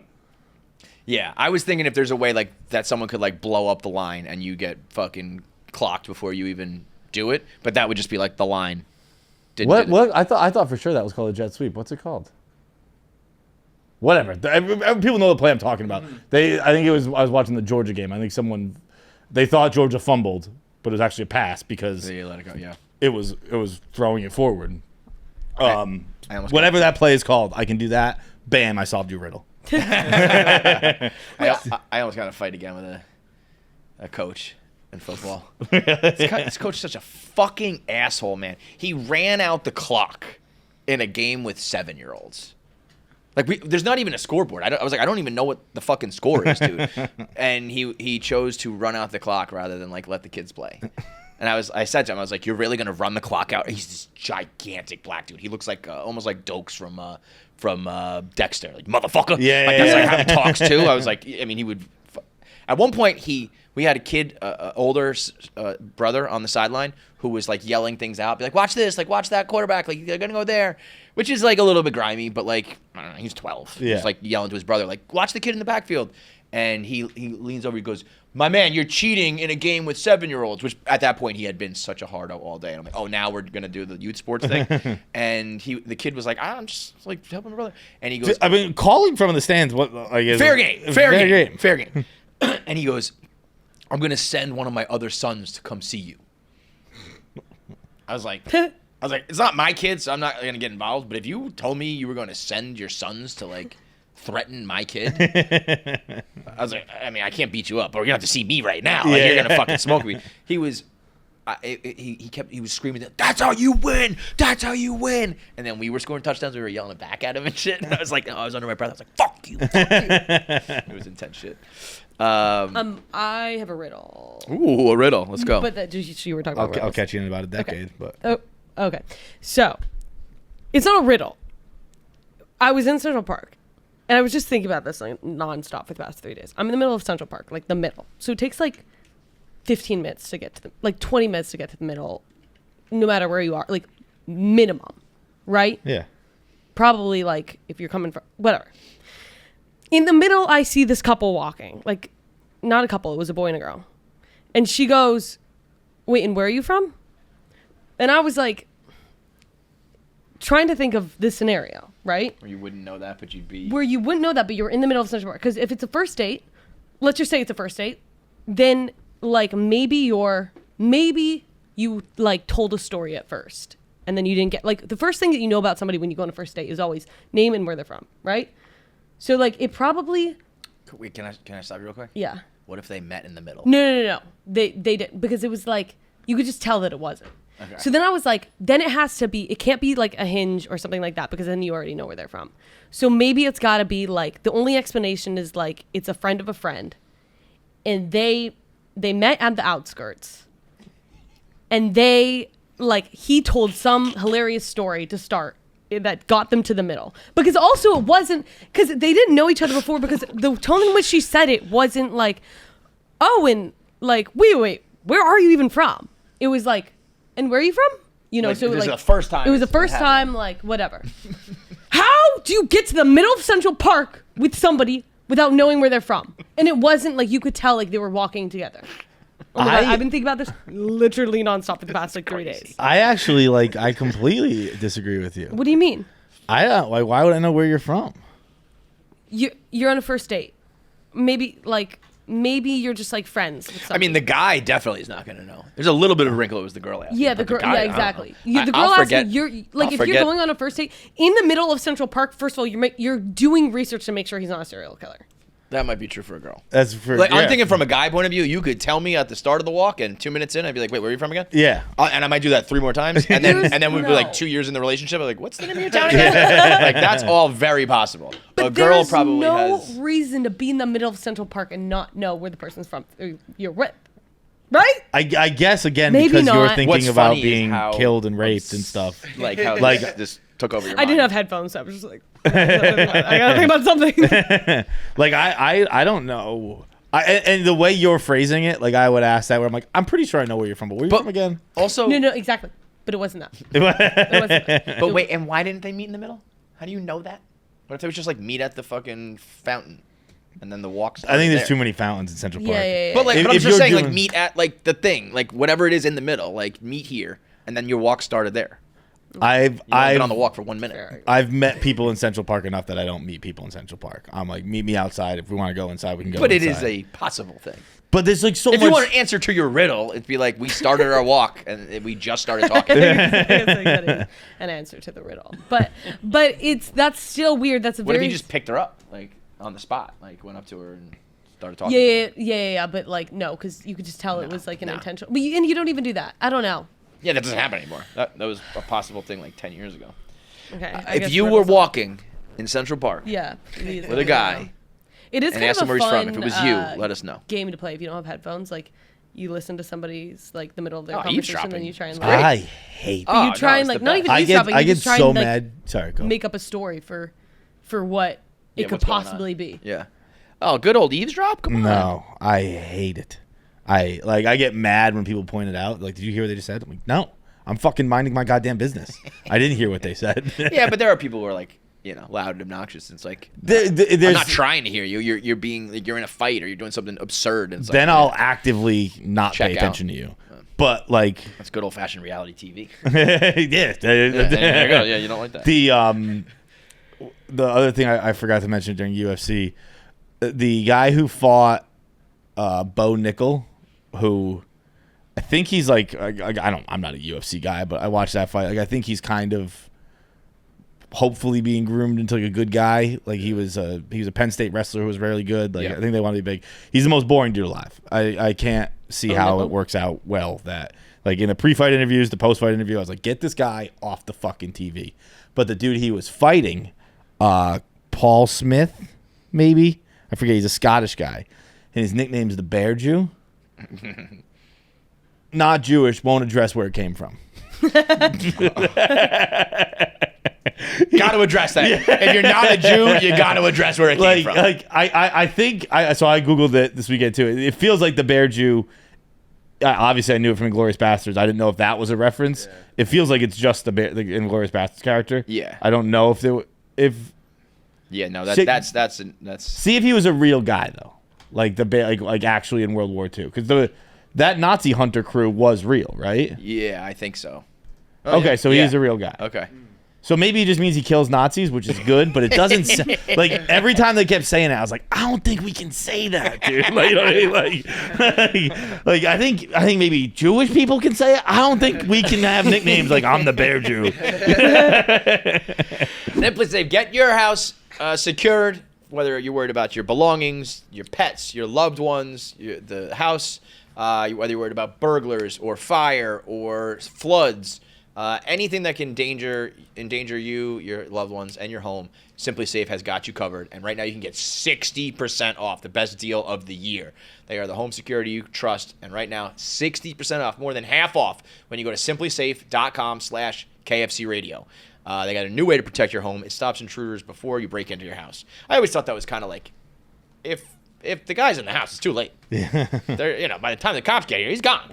Now they got you covered with outdoor cameras, outdoor sensors, active guard, outdoor protection that stops the crime before it even happens. So if someone's lurking, they're acting suspicious, kind of a Karen's dream, to be honest. Yeah. But you got to make sure you stay safe. It'll set off your spotlights. Call the police if you need them before they've had a chance to break in. So right now, 60% off.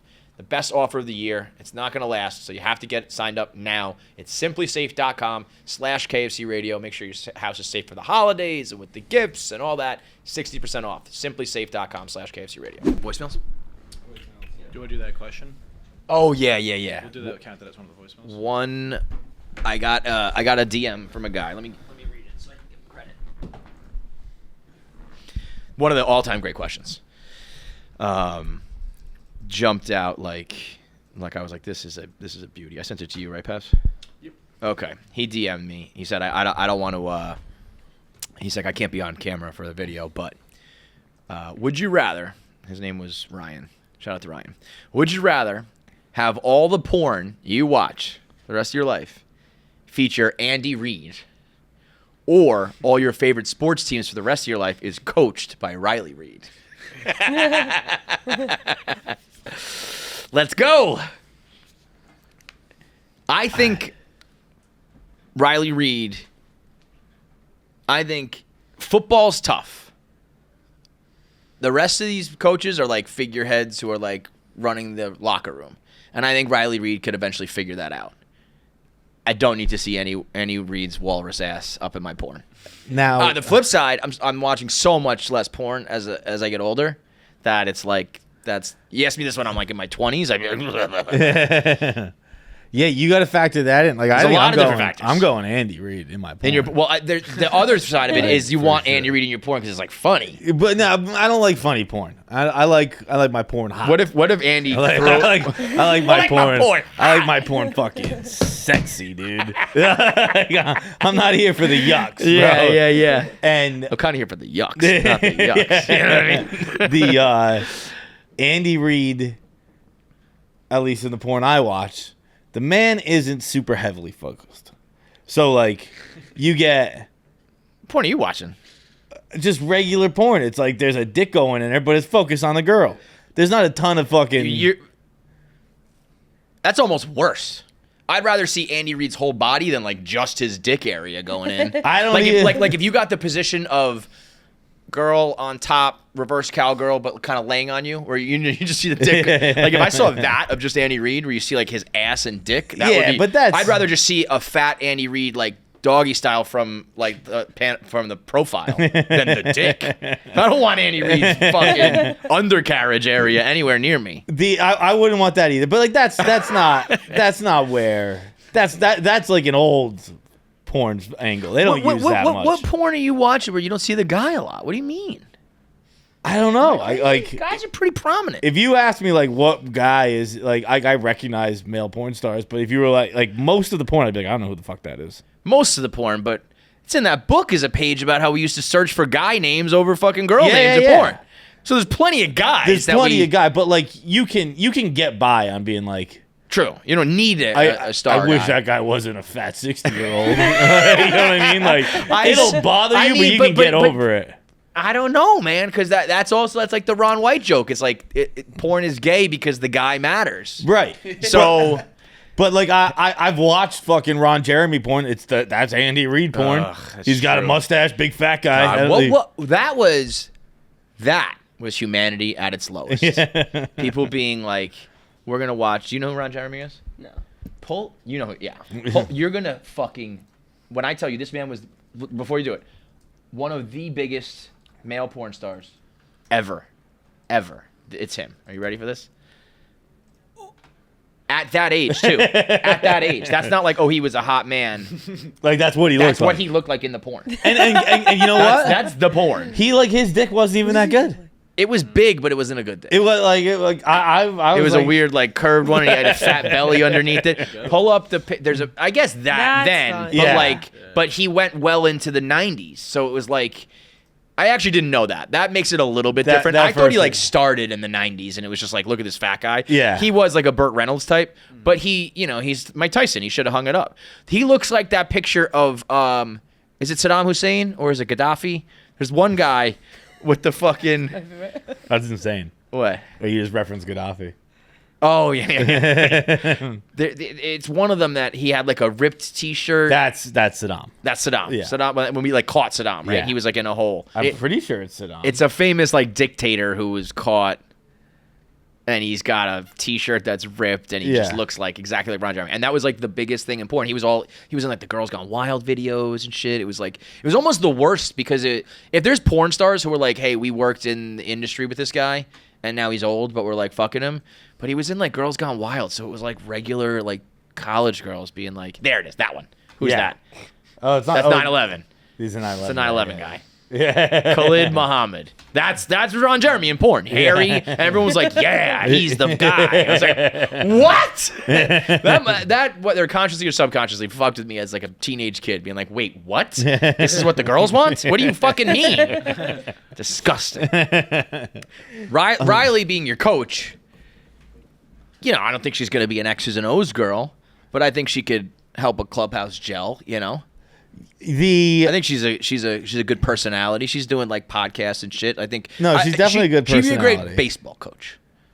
Baseball. Or I was like great baseball manager, but like the best sport you could succeed at is baseball. Football, you have to like really know your shit. Yeah. So unless she's some football savant that I don't know about, Riley, I apologize. Basketball, you still got to you're coaching in game. Baseball is like, keep the fellas happy from April to September. Make sure everyone's good. And I think she could do that. I do think that you're right in that sense. I don't even mean that sexually, by the way. No, I think you could be like a team could be like, this is fucking ridiculous. Yeah, Coach Riley is like fucking doing it. You end up having camaraderie over the fact that you're like, our coach is not qualified to coach us. Yes, exactly. We can't listen to coach. This happens with us. Right. So there is the argument that team chemistry could be built by having Riley Reid be your coach. But I still think you just want Andy Reid in your porn, bro. Like I also, but like, it's the better chances that I can get off with a fat guy fucking a hot chick than Riley Reid wins the fucking championship Stanley Cup with That's my true. team. You're at the end of the day, you're just getting off. Yeah, you're just throwing on the floor. Bro, you're just fucking tossing squids. I've beat off in fucking like porta potties before. You know what I mean, dude? That sounds like a true story. You ever had a hangover on the construction site? Come on.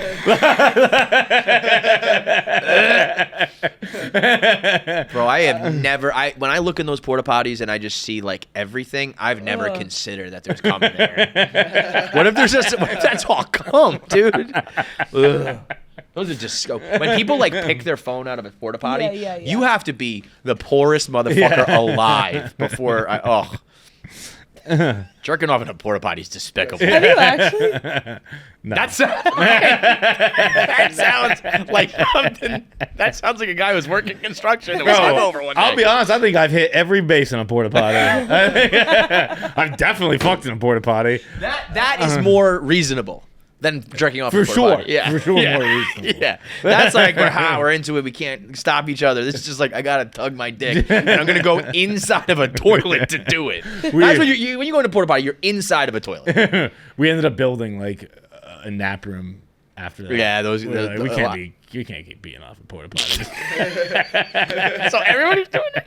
Just me and my friend. Like, all right, dude. So I built this little room. Oh my god. It was more for napping, but if you gotta pull putty, you gotta pull putty. Bro, this is what I mean though. Things like that, like that ain't happening later in life. yeah, You know, I can control myself now. Back then, it's like I have to do it right now. Dude, I am surrounded by feces, yet I'm still so horny. I have to take care of this. This is why, by the way, when girls are like, "I love sex too," like, no, I need it. It's like, have you ever masturbated in a fucking toilet? No. So shut the fuck up. You don't need it, okay? You need it because you want a boy to like you. Bro. I need it because I'm fucking a pig. Okay? I was like 19, hungover as shit. Disgust, dude. You know, like. I'm just thinking of like breathing in the air while you're like Breathe through your mouth, coming. eat it instead. Disgusting. I think my kids are getting too old for me to talk about shit like this. Great question though. But you're right. At the end of the day, just getting off is something that you can do through the most adversarial of circumstances. Whereas winning a championship or your team being good is like it's gonna take a lot. Dude, the fact that we were just talking about like sex and you bringing up your kids reminded me that I had God damn it, dude. I had the I know thought I just did it, but the way you said it back to back like that, fuck. But I had the thought the other day that like I am the age that my parents were when I would start being like, you think mom and dad still have sex? Like, yeah, right. And it's like, guess what? I'm still fucking. Yeah. I was probably like, I'm 36. I was probably 13. So like, I was 13, and I'd be like, mom and dad don't have sex. do that. It's like, dude, they were doing things. They were having sex. They were doing things in holes and places. They were having sex. They were watching porn. They were beating off in porta potties. Like, it is. It's happening. It's crazy to think now that like people be like, does he still have sex? You think? Like, well, that's like but that's like when Abella Danger said 50 was like the oldest thing she could fathom. Yeah. Like when you're young like that, 36 is ancient. It's like, yeah, no, I'm eating your mom's ass. Mom, we did anal last night. I'm sending She text. liked Can't it. wait till that piece of ass gets home.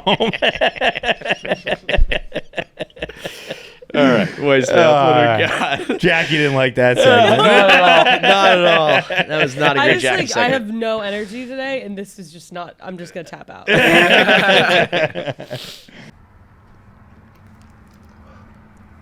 That's how you stop having sex, by the way. KFC Fights, Jackie, Pavs.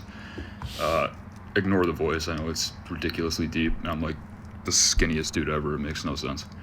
Okay, bro. What a Anyway. weird intro. All right, pause that real quick. Yeah, let me just talk about my cool voice and how skinny I am. I don't know, dude. Like, you seem like a regular looking guy. Dude, regular looking guy. Also, like, it's a deep voice, but it's not like, whoa, stop the video. How about you just say your fucking question, dude? I don't need the whole fucking life story. Dude, imagine if going Pabs through was puberty. walking around going like, I know, I'm the skinniest guy ever. He's just Pabs. Like, I actually, looking at No, that, it's crazy. Clothes stay on me. I can't imagine how. I would say, looking at that, he kind of looks like a big guy. Yeah. like at least a tall guy. I would never just not be like, oh, he's a little skinny string bean. Look at this, like, you look at Clemmer over here. You know, Guys, don't make a big deal out of it. I'm coming. I know. Like, you're a fucking regular ass guy, dude. regular voice, regular dude. He has a little bit deeper of a voice. I know. I've just shed so much weight. You can barely see me, guys. You can barely see me. I don't even know if we need the question. Thank you for the material, sir. Good. Oh, this guy sucks. What's up, guys? KFC Fights, Jackie, Pavs. Ignore the voice. I know it's ridiculously deep. And I'm like the skinniest dude ever. Anyway. So I was going back. Skinniest ever. I cannot. That is the strangest. Dog, fucking thing ever. If anything, you could lose a pound or two in the Right? face. Come on. He looks like a big dude. Maybe go on He has a fat fucking- hands. Ridiculously skinny, ridiculously deep, and I'm the skinniest guy ever. What? What? I guess so. Yeah. Let's try. I think we might have to start after that. I might lose it again. I might lose it again. You might be confused why I have this house behind me. Like, I know I don't need that much. I'm so small. I just.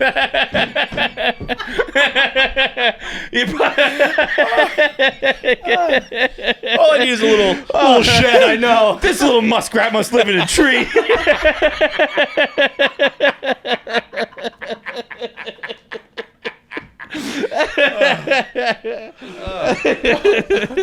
One more time. Let's go.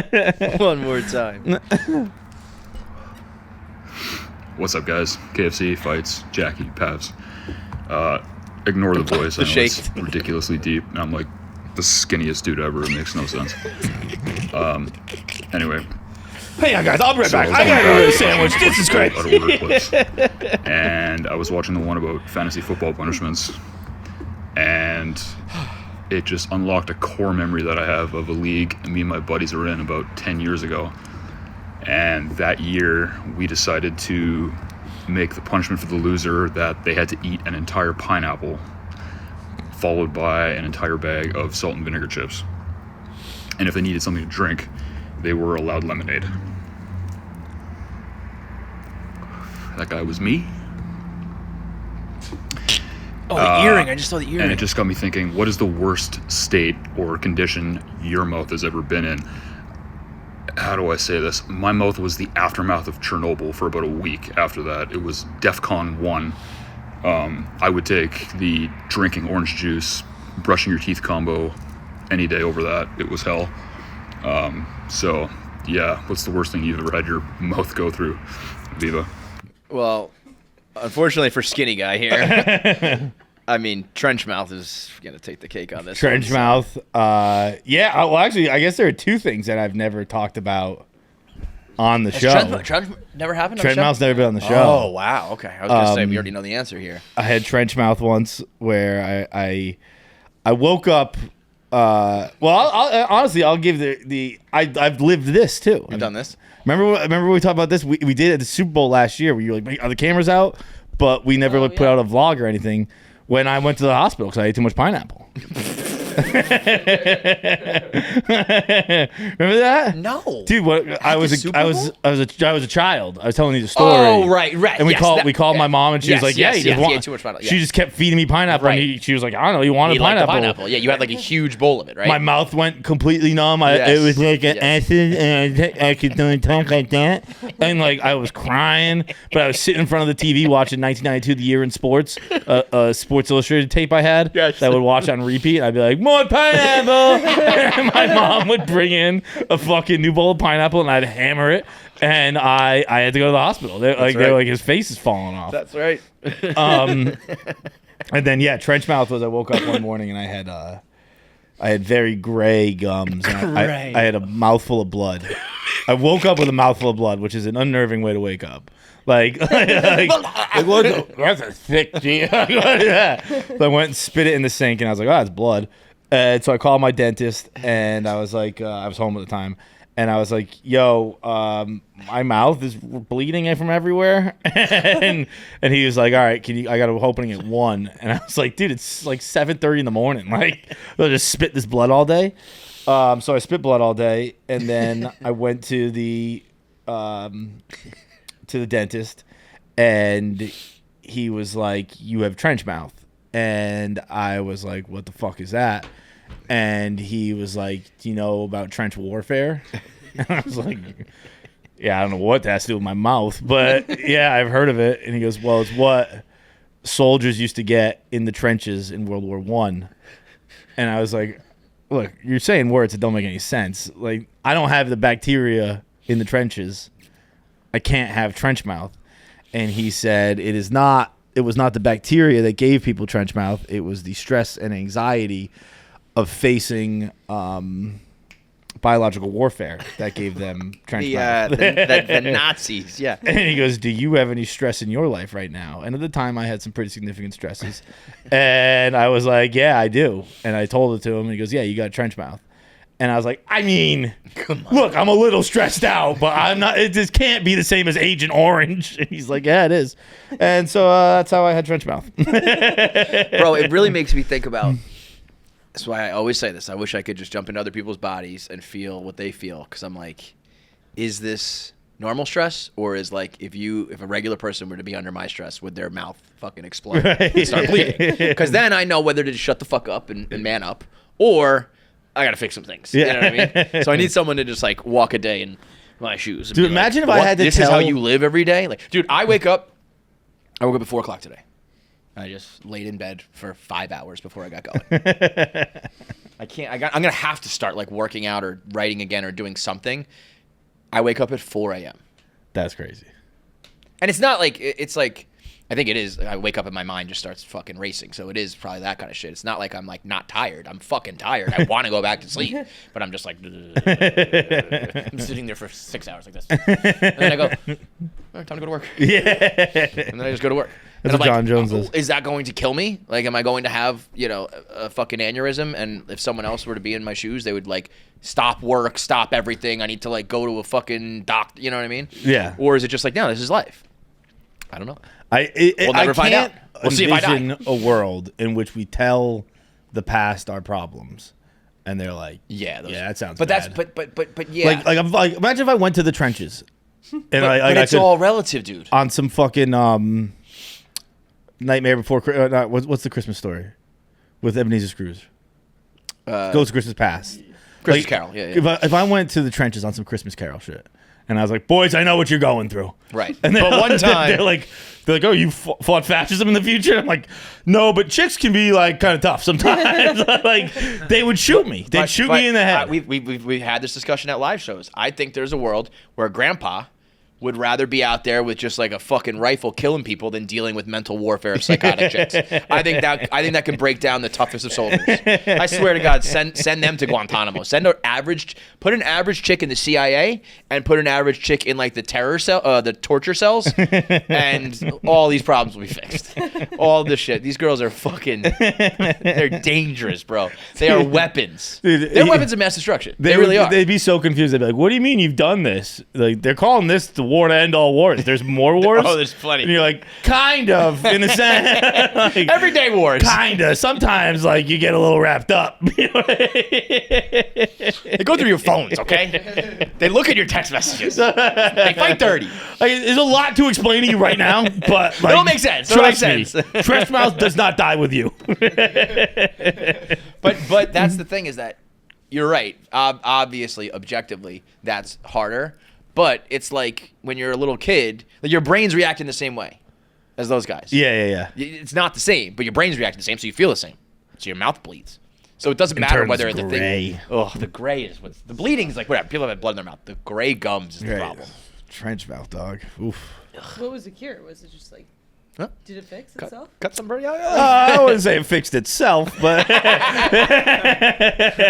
came to a head. It got worked out. It came to a head. We'll say that. I should defend women right now, but I don't have it in me. But women aren't all crazy. Yeah, whatever. All right, last one. What's up, gang? How we doing today? Was recently rewatching or trying to rewatch The What's Walking this guy's name? Dead, We gotta know his name too. He calls it a lot. Day, which I don't really know why. Okay. I'm trying to rewatch it because it's just the same thing over and over, year after year, season after season, and I always just stop watching it like midway through because I get bored. But I was watching this one episode, I don't know, season 4 or 5, doesn't really matter, but they just randomly had like a dubstep song playing in like a getaway scene that like the characters in the show were actually listening to. Like, oh god, we always hate it when so-and-so drives because he always plays the same music.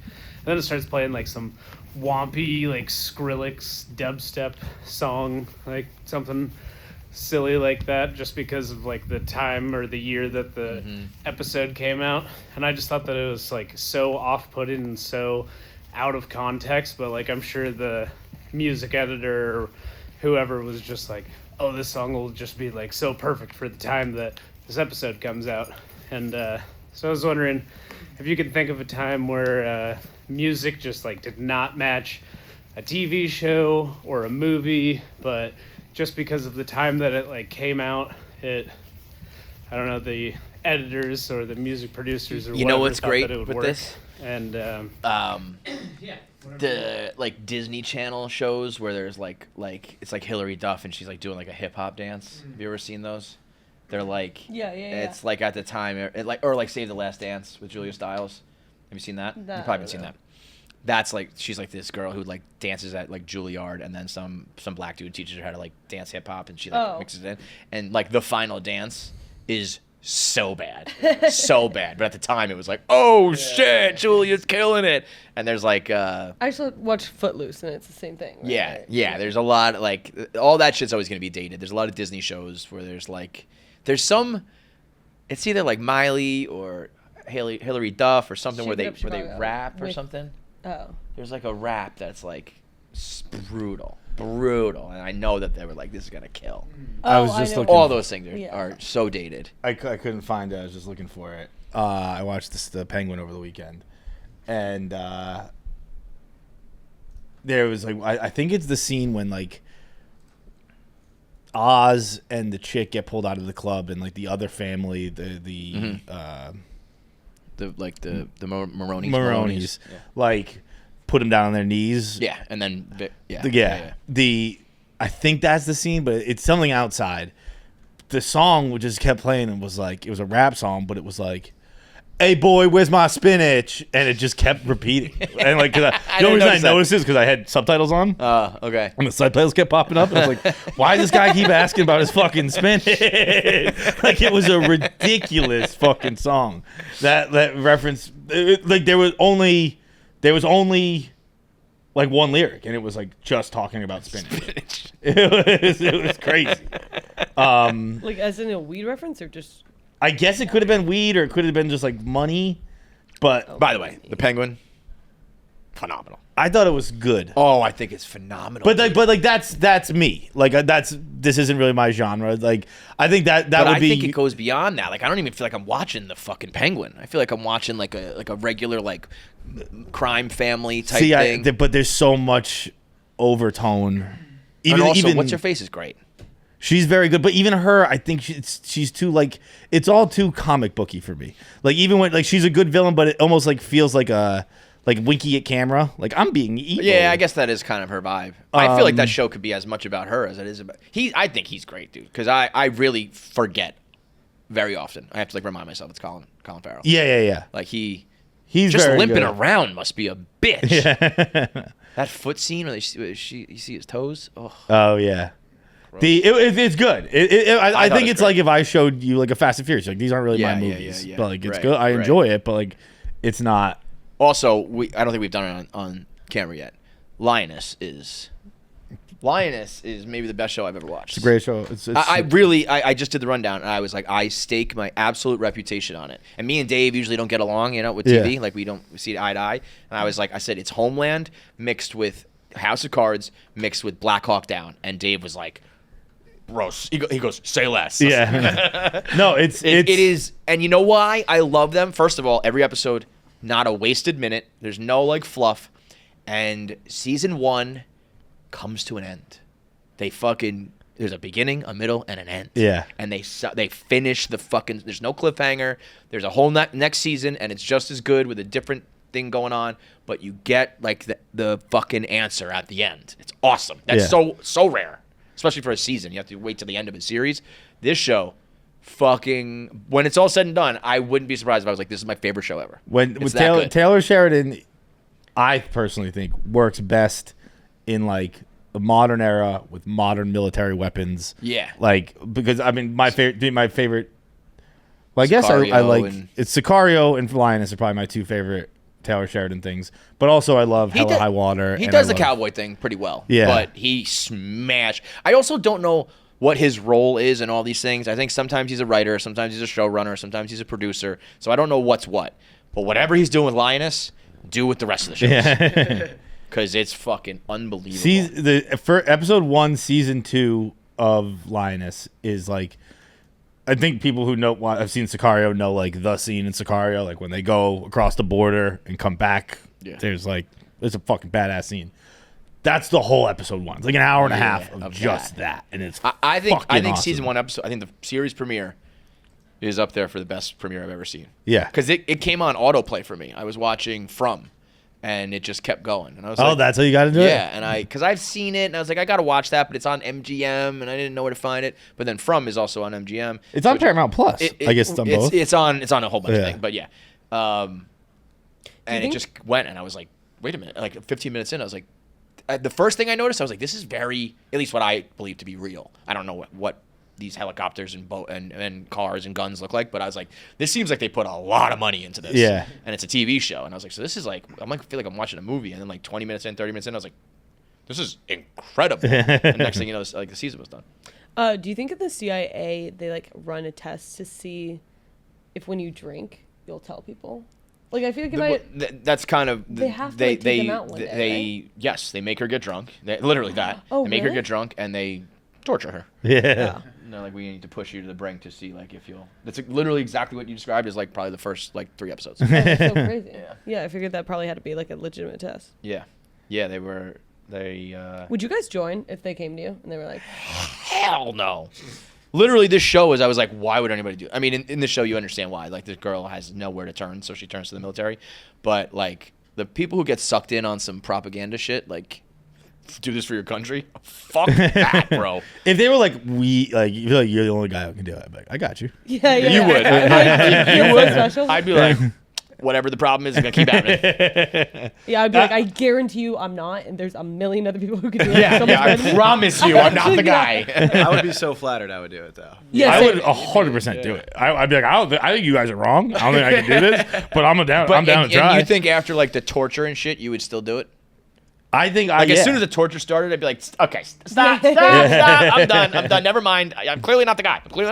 I think it's like getting out of jury duty. I would give up the secrets. I'd be like, yeah, here's the secret. I can't trust me. I'm out. It's kind of like what I said earlier, where like I'm good at accepting reality. Like I thought about that when I was watching The Penguin this weekend, and Sophia Falcone goes to Arkham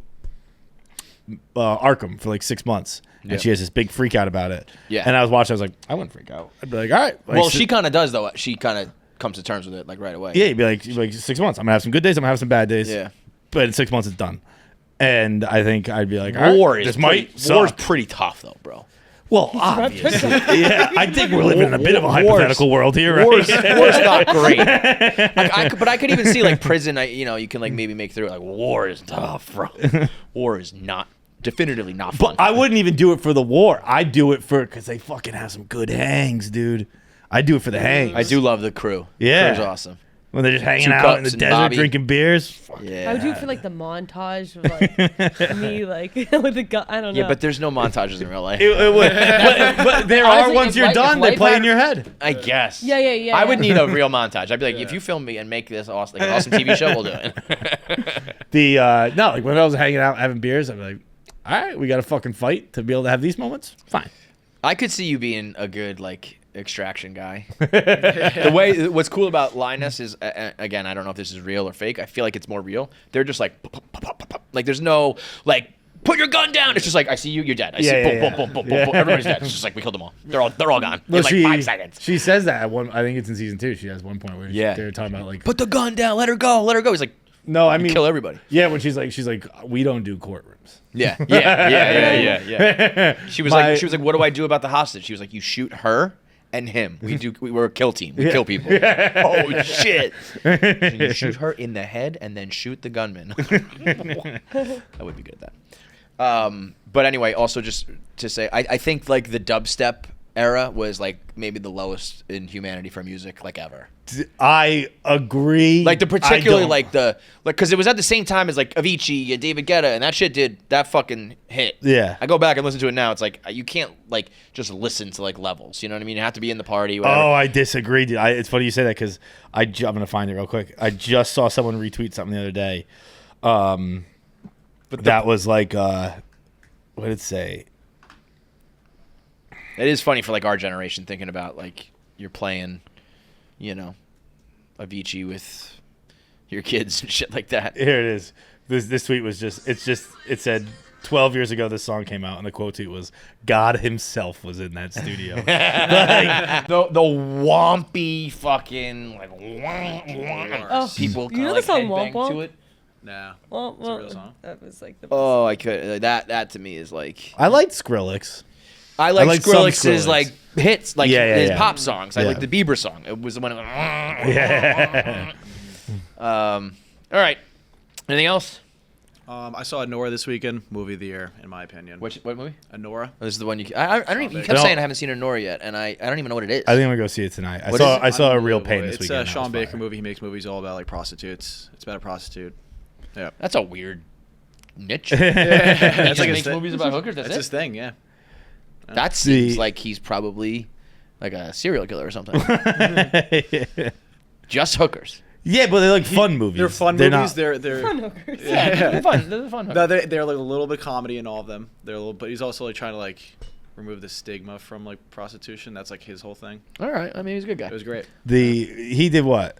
He did Tangerine in the Florida Project. Florida Project. Yeah. That's what I was gonna say. But yeah, Real Pain. Real Pain's also very good. I did go by myself for the first time ever. Remember What'd we you talked think? about this? Unbelievable. It's Going to the movies by yourself is now my new favorite thing to do. Absolutely. It's a freeing spiritual experience. It It's is unbelievable. I will- the undisputed like thing. What if you could go back in time and tell people like tell your younger self some advice or go to movies by yourself because Yeah. there's a point where you think it's lame and all that, and it will literally unlock a whole new side of your life. Where like I can just do this all the time. It's amazing. You do something alone, you can't be a loser about it. Like you have to like you gotta Just own fucking that do shit. it. Yeah, just fucking do it. It's like I still, you know, like when Trent went to John Mayer by himself, I was like, that's a move. I still don't know if I Concert's can, a little too I far still don't for think me. I could do that. But the same way I said the same thing about movies. So maybe when I'm like 50, I'll be like, I've been missing out on Yeah. concerts this whole time. So maybe you should just always do shit by yourself. Sway into John Mayer by yourself. It's a bit much. Dude, what was it? Oh, by the way, congratulations, Frankie Burley. Yes, congrats to Frankie. I watched. Did I say this on the show? My Old Ass. I don't think you said on the show. I think you told us this. Dude, I watched My Old Ass on Prime. What's that? Aubrey Plaza. I thought of it because you said tell your younger self. The concept of it is it's an 18-year-old girl.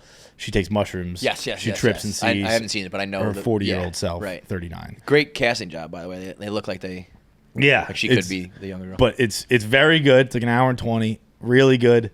And then, dude, I Only the Brave wept. Really? Like I was laughing out loud to myself. Like, this is fucking ridiculous, I love that. dude. I can't wait now. That's great. I was like, whew. Like I was, Good cry. Good cry. Yeah.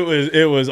I called friends and I was like, "Yo, you should watch My Old Ass." Like I wept. And one of us was like, I've been due for a good cry. I'm like, I felt like you were. That's why I called you. I felt like you might have been. You need it. Yeah, dude. yeah. Like it was. Sometimes you gotta force yourself. You know what? I watched it the same day. I watched what was on? Bridesmaids was on. Right, and I was watching the movie. I was watching with someone, and I was like, it's Chris O'Dowd is in Bridesmaids. You know him, the Irish actor. Yes. Yeah. And I was like, yeah, like I looked like him a lot. And they go, no, not really. It's just you both have your eyes too close to your nose. And I said, what?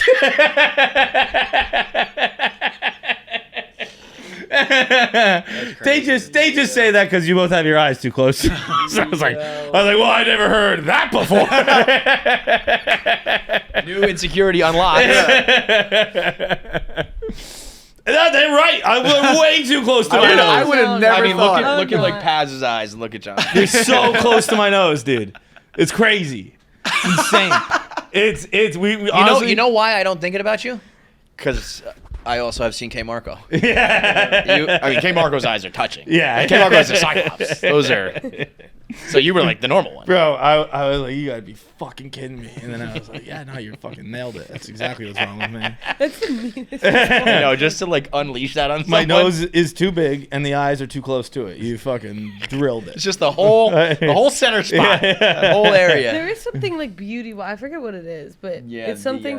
it's either you're ratio. uglier with the ratio or you're prettier with the ratio. It's like the golden ratio. Yeah. Yeah. Yeah. No, So, I don't I have don't think it. John has that. I don't have that. I don't think any of us have it.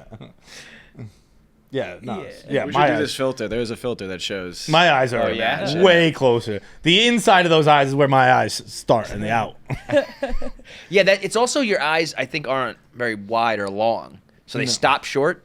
They touch the nose and they stop short. If you Yeah. like Paz's eyes go all the way out to here. Right. Your eyes stop like They're there. right. Dude, the pull up. I just got a perfect eyes and perfect nose. We actually were talking about this before the show started, I think. Pull up Homeless Pimp's Instagram.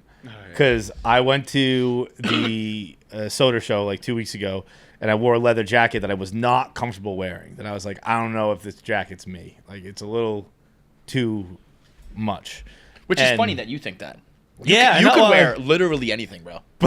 Nobody would ever be like, that's too much for Feitelberg. I was like, I don't know, but I was like, whatever. I'm not gonna see anyone tonight. Like, who cares?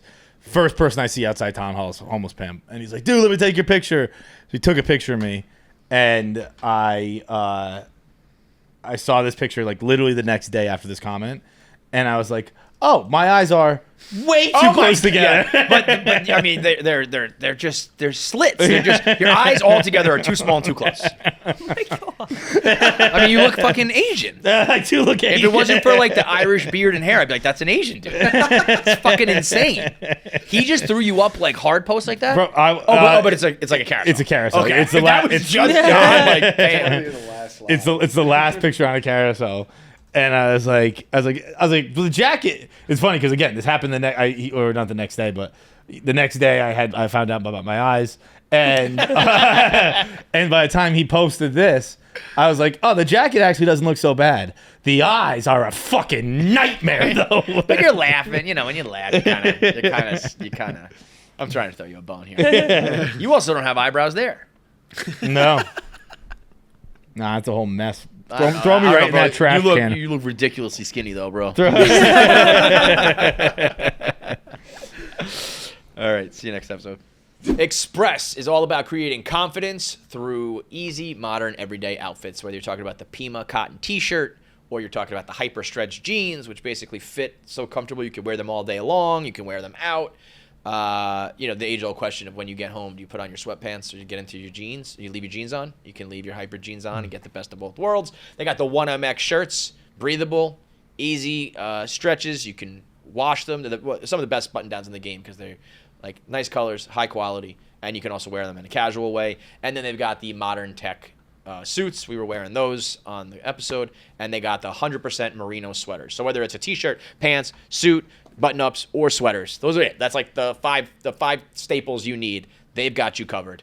All with super soft, breathable, comfortable, stylish clothes. Find everything you need this holiday season at express.com. All right, it is KFC Radio. We are here with one of my favorite people, Steve Furey. Obviously, you will notice Kevin's not here. Kevin called me this morning and was like, can you do it alone? 99 out of 100 people, I'd be like, dude, let's just cancel it. Oh. I feel comfortable with you, man. I feel great. I told him cancel it. I said, I don't want to hang out with Jack in fights. Get rid of it. So for you to say that actually brought some tears to my eyes. But no, I'm happy to be here, man. Love the new studio. I haven't gotten here. It's very good. I'm honestly, it gives such a basement vibe. From like watching it, I had no idea it wasn't in a basement. I thought everything changed. So it's nice. I like it. It is quite a basement vibe. It is it's great. It's an interesting spot. No, it's sick. But we were talking beforehand about Macy's, and I was going to ask you if you ever worked retail. But then you said something that you used to be a drug dealer. Yeah, let's talk. Oh, yeah, I was a drug dealer. That was my thing. When were you a drug dealer? I was a drug dealer most of my life. Really? Before comedy, I feel like I talk about this too much on podcasts, but before comedy really started to pop, that was my thing. I sold weed, and I was big into Norcos. What's Norcos? It's like it's like 2 Vicodin in one. Really? Yeah. So you were pushing pills. I was pushing pills. Yeah. So that was it. I did it, but then when it all started getting, my whole thing has always been this. I skateboarded until I got better at football than skateboarding. I stopped doing that. Then I played football until I got better at drug dealing than playing football, which wasn't that hard, you know. I mean, you know. And then I stopped drug dealing once I get good at comedy.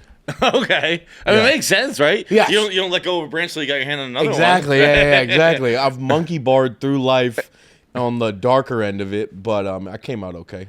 I was never a drug dealer. You've worked Macy's? I never worked Macy's. I worked retail.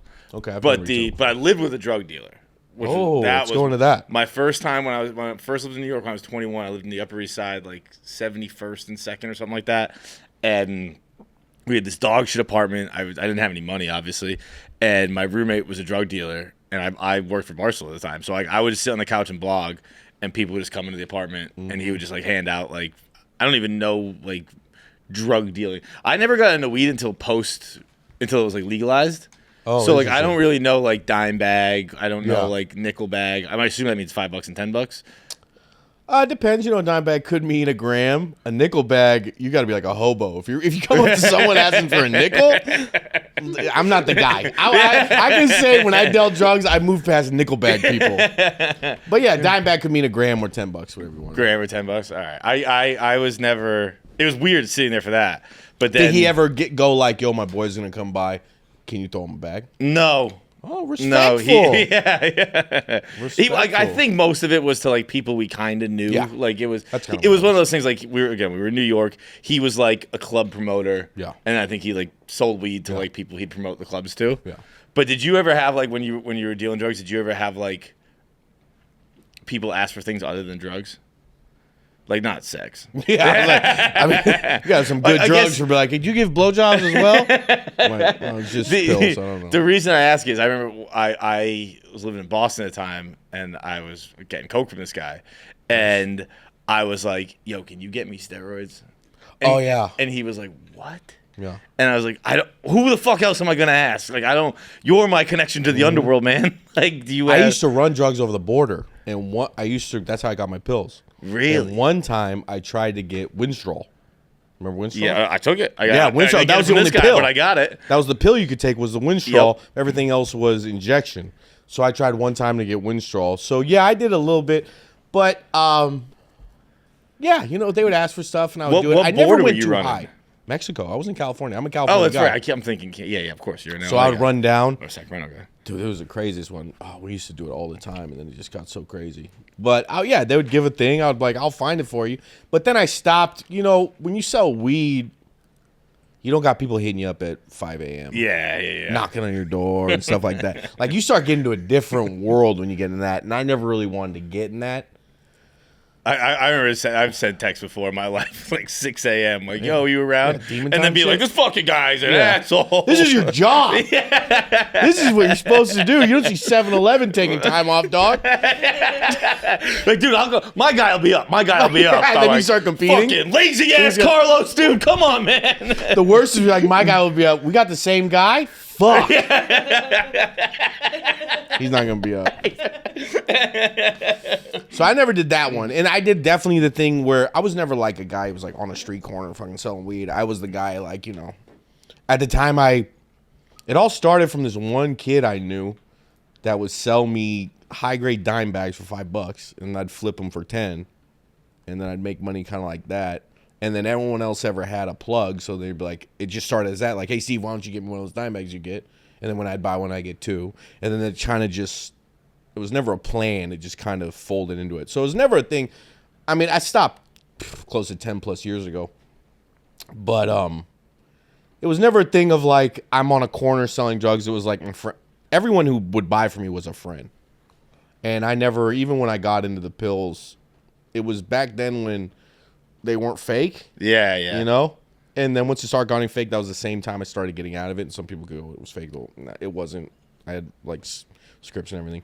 But only one guy I knew really didn't go well for him. But I don't know if it was my fault. I don't know. I think he had made some terrible trouble. That's what's crazy to me is I've noticed with like the fake stuff, you know, like with fentanyl and stuff getting and stuff. Ruins everything. Ruins everybody's good time. But like I see, I think it's happening with Liam Payne, the One Direction guy right now. But there have been celebrities. Mac Miller's guy got fucking. That one was crazy. But it's crazy to be like that famous and you still can't get something good. Right.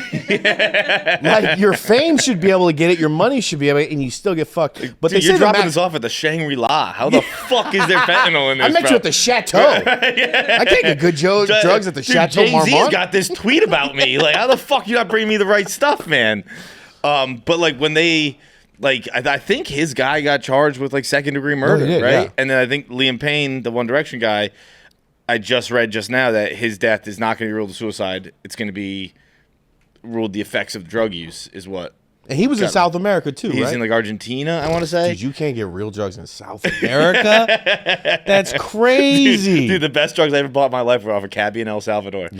El Salvador? What are you doing, a Mormon mission? What the fuck are you doing in El Salvador? I got friends from there, man. Actually, no. I was visiting a friend from El Salvador. We were in Colombia at the time. And cabbie was just like, you guys want back home? I was like, this is the greatest country in the world. I don't know why people call this the third world. This place is amazing. You guys got a lot of murder rate here, huh? Is this a cool area? Dude, when I went on that trip, I was going to visit a friend. And how many years ago was this? This is probably 6-7 years ago. So this is before the Bitcoin. This was the most dangerous place in the world. I don't think so. Maybe the murder rate was El Salvador was one of the most dangerous places. No, El Salvador. I was in high school. El Salvador's on. This is the Colombia trip. So okay. It's the girl Colombia can kind of pop in because I've heard they like border off the city and like there's areas you can hang out. Dude, Bogota was awesome. Yeah, that's what I heard. But so it was like a very impromptu trip where like my friend calls me Thursday night. And like basically a drunk call, like 11 p.m., 12 p.m. It's like, you got to come down. And I was like, fuck, I'll be here tomorrow. And so I get on the flight, lay over in Miami. I send her a text. I'm like, yo, I'm in Miami. Oh, he didn't say it was a girl, did he? In the beginning, it's like one of my friends called me, a little bit drunk. He didn't go, a bad bitch in Colombia called me, and I had to chop on a fucking layover. I was like, I don't know if any of my friends would have done a layover in Miami to hang out with me. Oh, a bad bitch in Bogota. Okay, keep the story going. But so I send her a text. I'm like, yo, flight's about to take off.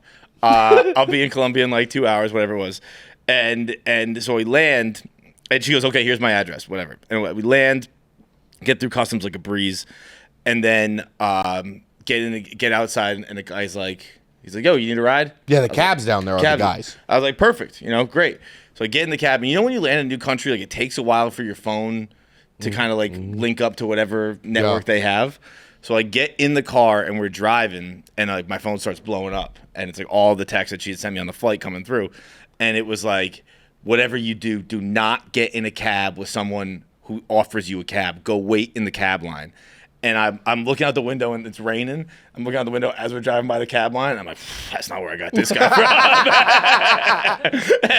and I was just sitting there, and I don't speak the language well enough to be like, yo, let me out of the car. I also didn't want to be rude in a new country. So I was just it a tiny, weird little car, too?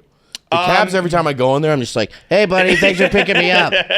Like a Vietnamese man on the way to market. Like, I didn't know they made Toyotas this small. This is crazy. This is the Toyota Mini? It's fun when you go to Southern California or Southern America or like different places and they have cars you've never even seen. You've ever seen those? Oh, yeah. There's like the Toyota Troubadour. You're like, I've never heard of this in my life, but it does kind of slap. You know what was crazy? I forgot about this until just now. While I was there, I don't know what the current ruling on it is in Colombia, but Uber was illegal. But they can't block it or anything like that. So you can still order an Uber, but it's technically illegal to do so. So I get an Uber back to the airport on the way coming home. I think cocaine's legal there, too. Uber's not.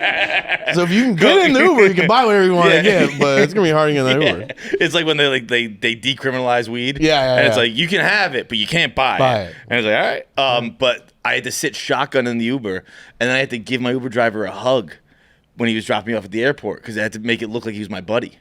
So, because like there's all like the police and the army around. I gotta dap him up, give him a hug. I'm like, adios, mi amigo.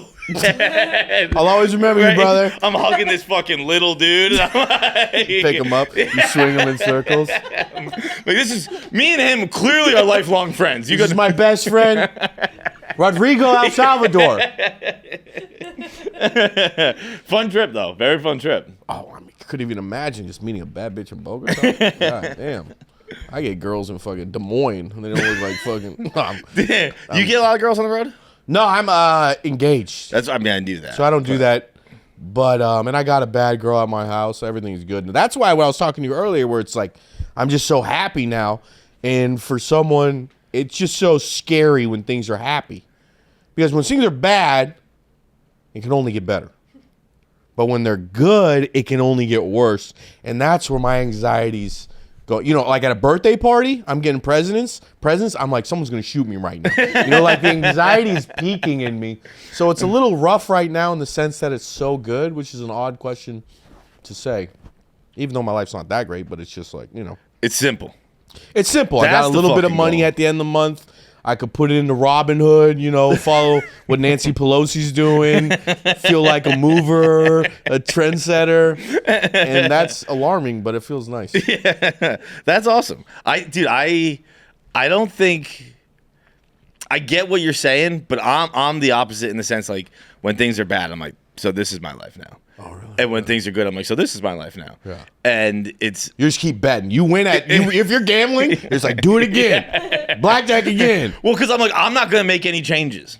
So whatever's happening is what's gonna happen for the rest of my fucking life. Oh, that's great. And well, it's great when it's going good. Yeah, no, it's not great. It's not, I'm run now. We made $20 on the blackjack table. Go home, sleep the rest of the night.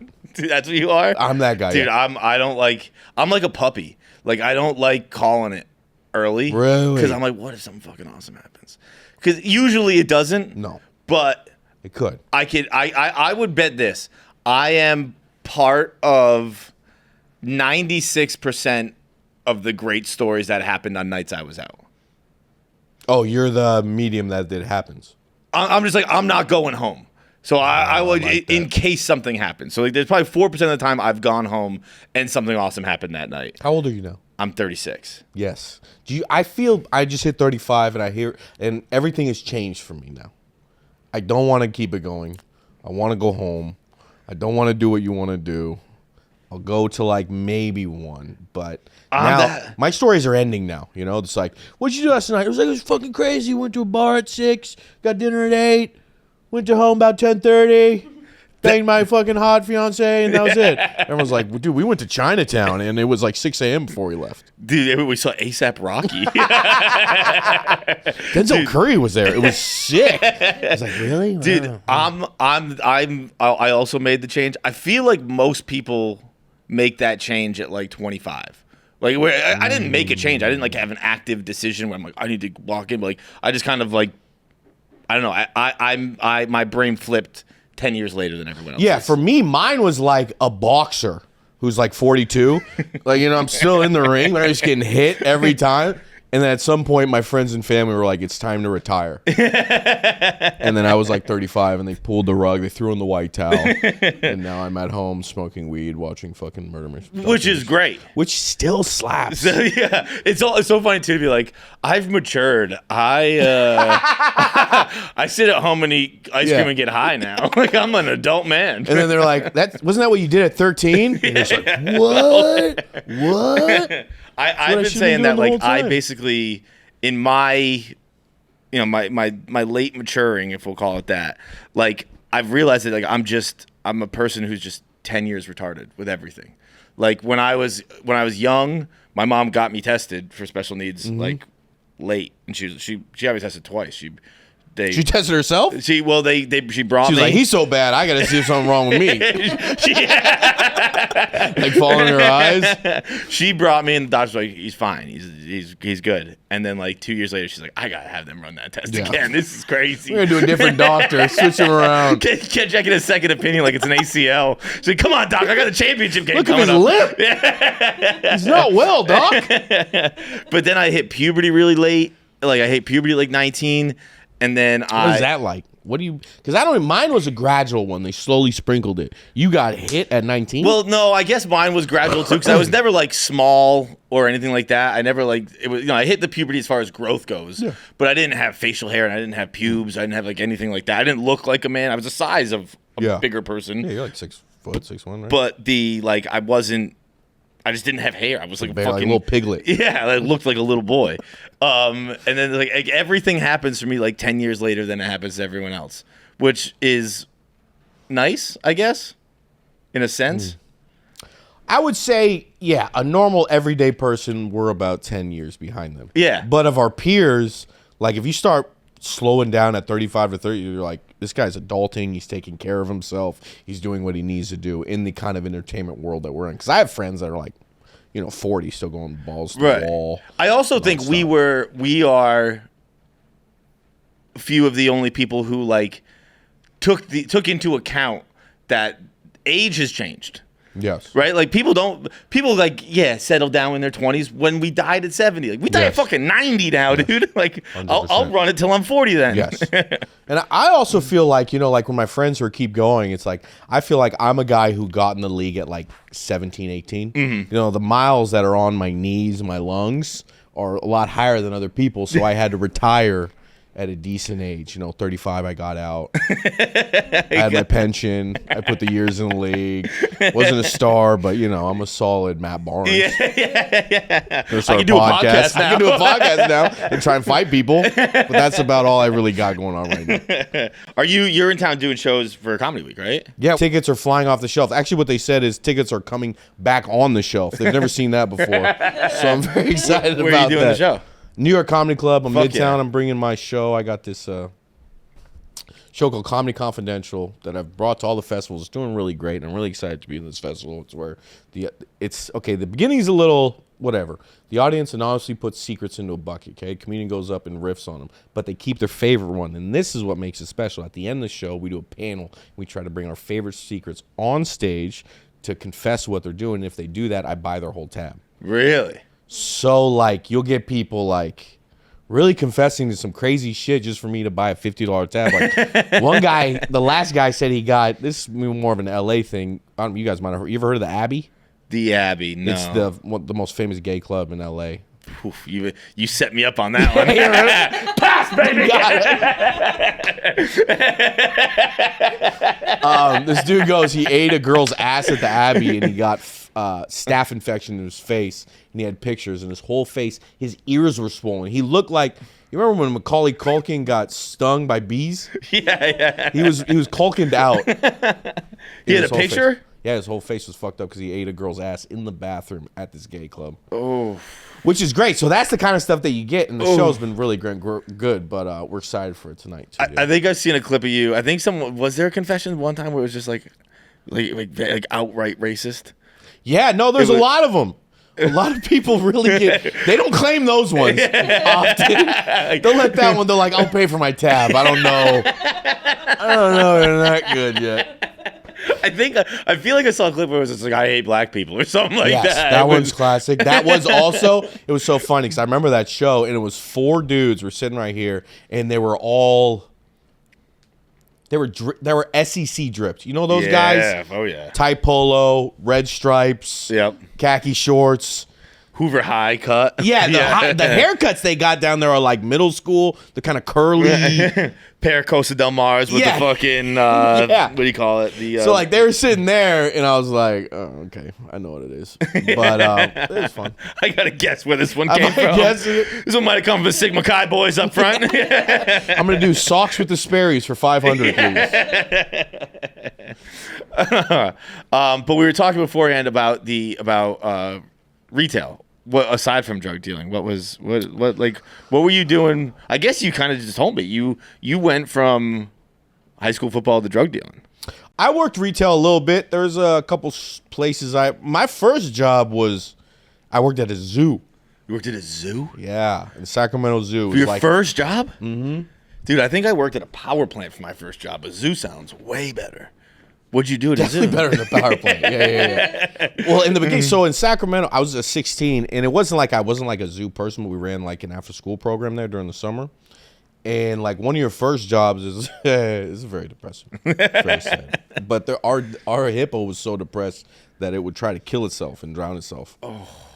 So like you kind of had very sad stuff. But it's horrifically hilarious. Your job was just to try and you kind of cheer had it up. to poke it. They had like a stick, and you'd have to make sure it was awake. And that was like, so there's like 3 things. This is actually a crazy story. There's 3 things. You start off, first day on the job, everyone got butterflies, right? Because you can't fuck up the butterfly exhibit. No one's gonna notice if a couple butterflies go missing. You know? They fly. They don't even got a cage. It's honestly just a bush. Just stay here. And then you got moved up, which was always surprised me. You got hippo pretty quick. I would have said, a hippo with like a mental disorder, give it 5-6 years in the game. No, if you move past butterflies, you got hippo.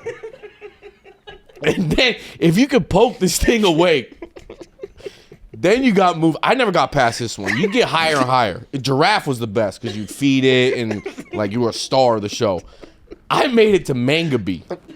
And now what's Mangabee? So Mangabee's a monkey, right? And you've seen this monkey. Okay, a gibbon is the one that goes like, you hear it when the ooh, ooh, and it puts its arm out. Yeah. That's a gibbon. They got big arms that kind of fly. A Mangabee is a very territorial animal. And I didn't know this, right? But I didn't know everyone wanted Mangabee. Because this is what the Mangabee is. It's a true story. I swear to God. Sacramento Zoo, Mangabee's still there. Mangabee is a territorial animal. And when I got to the Mangabee, I was feeling myself, right? Past butterflies, week, done. Hippo, 2 weeks, bag. I'm already at fucking Mangabee, right? And my boy goes, you're going to want to stay here. This dude, he's been doing 3 summers. He's 19. Everyone's 16. It's weird. He's at Mangabee. He won't go past Mangabee. And he goes, this is what you do. So the Mangabee, I swear to God this is true, was a very territorial animal. And if you flicked your elbows at it quick, like this, I swear to God, it would start jerking off, right? I swear to God, it's not a bit. You can look it up. So, as you can see, why this guy didn't leave in 3 years. Because this is, what do I need to do? I'm making a monkey jerk off. So the biggest thing would be to get the biggest group of people around and then be like, you can go to the bathroom over there. We got pretzels over there. And then the thing would just start jerking off in front of everybody. And you had to hold it, you'd hold it in as this monkey is, because it's not having fun. This is a territorial thing it's doing. It's not just being like, hey, how you guys doing? It's like, get the fuck out of here. It's like a hobo on a bus, right? So you're hitting pretzels. You're hitting bathroom. Bro, I did that for 3 weeks. This monkey was so fucking tired. To the point that I got called into the office and they go, we heard you've been aggravating the monkeys. I go, well, number one, he looks like he's having a good time. The rest of the summer, I was back on butterflies. And it's a lot harder to make a butterfly jerk off than a fucking monkey. I'll tell you what. I'm like, I got nectar, dog. You want nectar over here? We got some sugar water over there. Dude, my fucking stomach hurts. That's so goddamn funny. Yeah. He's still on. You can still try it. Check out your local Mangabee. Remember, no shirt clothes up. You're getting fucking demoted back to butterflies. Like, this pervert is making the monkey jerk off too much. Dude, the butterflies didn't even have a cage. It was like a bush you just sat next to. So, God damn. That was my first job. That is fucking I wasn't ready for the work environment, as you can see. The guy for 3 years who's just been He's coming back to the butterflies. He's like, we don't got to do anything. I'll stay here. He was 19. He used to ride. I don't know. You guys are both East Coast. No, Jack is California. Really? San Francisco. Are you Italian? Yeah. There's just no Italians on the West Coast. You're from San Francisco? Yeah. That's pretty cool. I'm from Sacramento.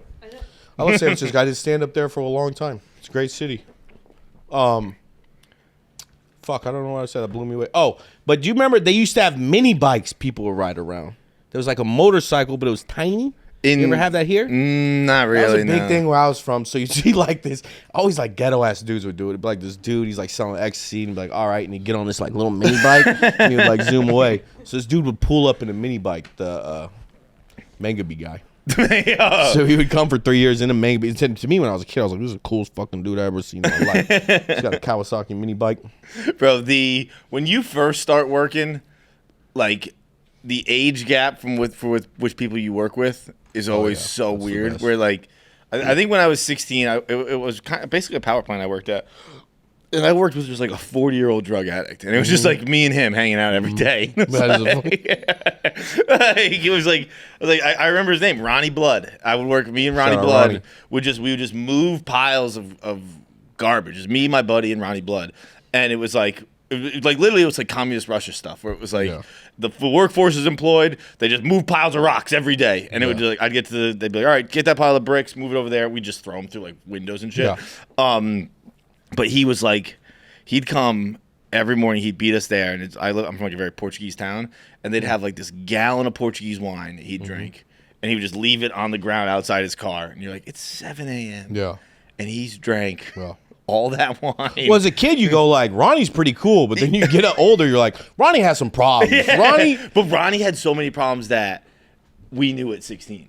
Oh, really? There's like, well, he'd come in sometimes, and he'd be like, he'd like, let me get a sandwich, something like that. What are you talking about? He's like, my wife last night, fucking eating ketchup sandwiches, boys. And we were like, what the fuck does that mean? And then I got old enough to mean it means he's eating his wife out on her period. And I was like, he's like, I got the ketchup sandwich in my mouth still.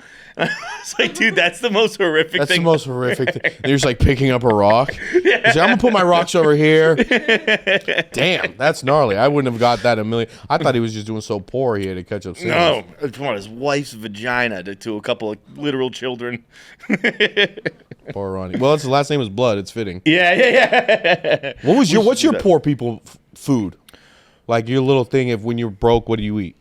Bananas again? Great question. I'm a banana guy. Yeah. Ramen. I always liked ramen. You doing top or Munchin? Munchin. I don't think I know top. Is top ramen? Oh wait, no. I'm sorry. Top then. Top. Yeah. No, the other one's Munchin, right? But that one rings a bell too. Top ramen. Yeah. The one that comes in the bag, you can like break up. Well, they both are. They both do. Yeah. Munchin looks exactly the same as top ramen, but it's like 10 cents less. And you're like, I don't know what. Top ramen wasn't given much. I don't know how you cut half Munchin out. I would always I was always the bag guy, but they were in bags too, dog. You're gonna blow. It looks just like top ramen, but it was for people who couldn't afford top ramen. Maruchan. No, so I think I was a top. No, I think I was a Maruchan guy. Maruchan had the cups. Top never got in the cups. I definitely never did a cup.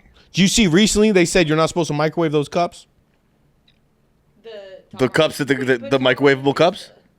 What? The microwavable cups? Yeah, the microwave.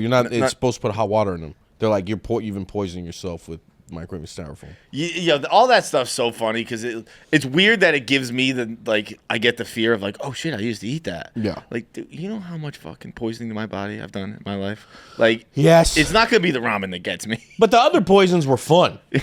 If I get cancer from eating top ramen cup of noodles, I'm going to be bummed out. But are you going to blame, like, let's say you get stomach cancer. Are you going to be like, that was probably the ramen? Like I got ramen's way down my hit list for who I'm going to blame when my body starts to fail. All right, number one thing that is going to kill you that you've eaten in your life. What do you think is going to be? Candy, sugar. Yeah. I just eat candy all the time. It's disgusting. How much you work out though? I work out a pretty good amount. Yeah, but not a crazy amount. Like probably 45 minutes a day, something like that. Like every day. 5, 6, 7 days a week. 5, 6 days a week. Pretty good. I'm doing 3, and I'm like, the candy's. It's not helping the candy. The candy's winning on the 3 days. You got to get your numbers up to every day if you're eating the level of candy I'm eating. I'll eat it. I'm a garbage disposal. I'll eat fucking anything. So I've eaten anything that's been put in front of me in my life. I don't think there's anything that's really gonna go bad except for the candy. Like I do a lot of red meat. I do a lot of. Well, they keep telling us that they're killing us with the candy. You know. Yeah, but at least they're literally telling us. Yeah, they're like, hey man, this got red dye in it, but we did just come out with watermelon fruit chews of this. So the question is, what do you want to do? And I'm like, well, I'll try one. I mean, they like. I just bought because I am conscious of how much I eat sugar. I'm sure our listeners are like, we fucking get it, dude. You eat sugar. But I try and like be better. So I bought the other night at the market. I got sugar-free yogurt. It's the worst thing I've ever put in my mouth. Tastes like Preparation H. It's the gen. Like usually I'm just like whatever I can choke it down. It was fucking awful. Wow. But it is the stuff that happens here because I was talking to my buddy who has stomach. What do you call? IBS. No, fucking Crohn's. No. Oh. You're allergic to like wheat and stuff like that. You can't eat like bread. Gluten. Yeah. And he's like, dude, when I go to Europe, I can just eat anything. And like, it is crazy that we're just like, yeah, we understand that we're putting poisons in it, and we're just fine with it. But the poisons are fucking good, man. Poisons do slap. If they could just start making healthy stuff taste like poisons, then I wouldn't be doing this kind of stuff. The fake healthy stuff, like, ends up being worse. It ends up being like I feel like in college I was trying to do all the sugar-free stuff, and that's the one that's gonna kill me. Yep. Yeah. 5 years later, they're always like, you remember Wow potato chips? Yeah. At the bottom, they're like a tumor of fat. You didn't really know what it, but it coagulated at the bottom. And they were Wow potato chips. They were Lay's, and they were like, this is what you're supposed to eat. And then they were like, literally like, if you have a tumor growing out of your head from Wow potato chips, check it out. You get the asbestos commercials. These were huge when they wiped them out. They wiped them. Olestra issues, yeah, all this stuff. It was literally like cancer you're just feeding yourself. You see, we've been watching any good shows lately? Are you a show I guy? mean, Penguin. I'm definitely a TV show guy more than movies. Yeah, I get too attached. I've been a movie guy recently. I did the flip. You're doing the Penguin? Penguin's fire. Still in the murder docs. My girl's just anything where. I mean, you know what's really funny is like my girl is definitely the stereotypical like murder docs, all that kind of stuff. But it's an upgrade from my ex, who was into pedophile documentaries. What? So like we would go to sleep to like a documentary of a guy who molested like 13 children. So like when I see a man who killed 13 people, I'm like, this is light reading today. This is fantastic. I didn't know I could take the day off. Yeah, he killed 6 people in fucking Staten Island. Fantastic. He's not a rampant pedophile. Dude, I didn't even know they were making pedophile docs. I thought they were like persona non grata. They're good. They get you. They'll make you wait till the end. But it's gnarly though. So you do the documentaries. The Penguin, I try to do the Penguin. I fucking like fake worlds I can't get into. And like what that's a new thing. Like it used to be completely fine. Like I didn't like love Marvel, but I saw most of the Marvel movies and all that shit. And I'm gonna keep trying with the Penguin because everyone says it's fantastic.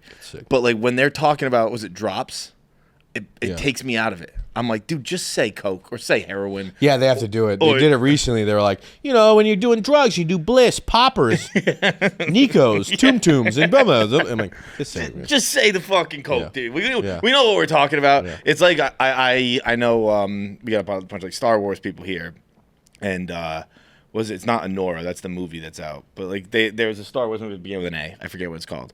And they were like, this is genuine great television. It just happens to take place in Star Wars. You got to watch it. And that was the last one, I think, right? Yeah. The one with Andy And Serkis. And I haven't seen that one, but they said it was like supposed to be a little more adult. But then I put it on and like all the guns are going pew pew pew pew. And I'm like, I can't fucking buy into this, man. And, like if I die from a pew pew, I deserve to die. A chopper spray to get me. Do other media companies have the announcements happen in studio? Like I've never watched I watched like 8 hours of election coverage the other night. They didn't fucking stop it for. I watched Sunday Ticket, Red Zone every Sunday. Does this happen often? Once a week. It's very regular that we just got to stop the show to listen to his speech. That was crazy. There's no way that was like supposed to be constructed like that. They also don't even do the drill. They're like, we're going to do the drill. And then they never do the drill, yeah. DraftKings is the official partner of Barstool Sports. Bet big, get in on the action at DraftKings with the official sport betting partner of the NBA. Emirates NBA Cup is here, the in-season tournament, which does have a little bit of extra juice. People want to see if the Lakers can defend their title. So check it out. Make sure you bet your favorite NBA player props. And if you're looking to place your first bet, try betting on something simple, just like which team's going to win. Or you can bet on player props, points, assists, rebounds, whatever. Dude, what Jokic is doing is bananas. Have you seen that graphic floating around? No, which one? Right now, this season, he's averaging Shaq's career high in points, Tim Duncan's career high in rebounds, and Chris Paul's career high in assists. Really? That's his season right now. It's only 10 games in. It's early. But Jokic doesn't really seem like the guy who's going to stop doing that. So imagine Shaq at his scoring best, Duncan at his rebounding best, and Chris Paul at his assist best, averaging that. That's fucking wild. nuts. Basically 30 points, 14 rebounds, and 12 assists a game. That's insane. That's insane. If there's even a doubt of MVP. Like, I whatever the fucking future is right now at DraftKings, bet it. Because if he keeps up with that, it's a lock. Bet $5 right now to get $150 in bonus bets if your bet wins. So use promo code KFC at the DraftKings Sportsbook. Put up $5 and get $150 in bonus bets if your bet wins. That's just $5. Only at DraftKings. The crown is yours. Also, songwriters do so fucking well. I have my buddy, his friend is a songwriter.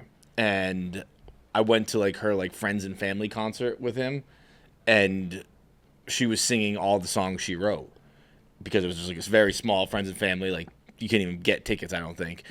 And I was like, wait, this is Harry Styles. Wait, this is Halsey. Wait, this is fucking Sabrina Carpenter. Wait, this is, and he's like, yeah, she wrote all of them. And I was like, oh, I thought like because again, is it the Mercury Lounge, which is like this some small little club here in New York. And I just knew it was his songwriting friend at the Mercury Lounge. Like I didn't think anything of it. I thought it was gonna be us and about 75 other people. And I was like, wait, she wrote all these songs? And he's like, yeah. It's so much more impressive. And but then you I was see like, the person who really did. Like my homie wrote "That's My Type." what's that one? That Saweetie song. That's my type. Like 5 years ago. I mean, it's not a great song, but you just go, wow, that's incredible. You wrote something that. But then I was like, so how does she do like financially? And he's like, dude, she has like tens of millions of dollars. And I was like, and I don't even know her name. And she gets to go out and do whatever the fuck she wants. You don't have to perform those every night. Yeah, you just do it small for your friends. I was like, that's cooler than being a celebrity. Is being someone who's just I think so too. I have so much fucking money and no one knows who the fuck I am. Cause like, you know, we hang out with celebrities and I work with them and stuff. It doesn't look that fun. You know what I mean? Like a lot of the guys, these big comedians that I open for or work for, they get bothered. We're at dinner eating steaks, you know, $300, $200 steaks. You can't even get a thing. And people come up to them in the middle of dinner and ask them to do all this shit. And it's like, dude, it just doesn't seem that fun. I remember we had one night that sticks out to me. It was a very fun night, but it stuck out to me as like, oh shit, that's a different world. Where it was Arizona Super Bowl last year, 2 years ago. And we were all at this dive bar. And it was like a lot of Barstool people.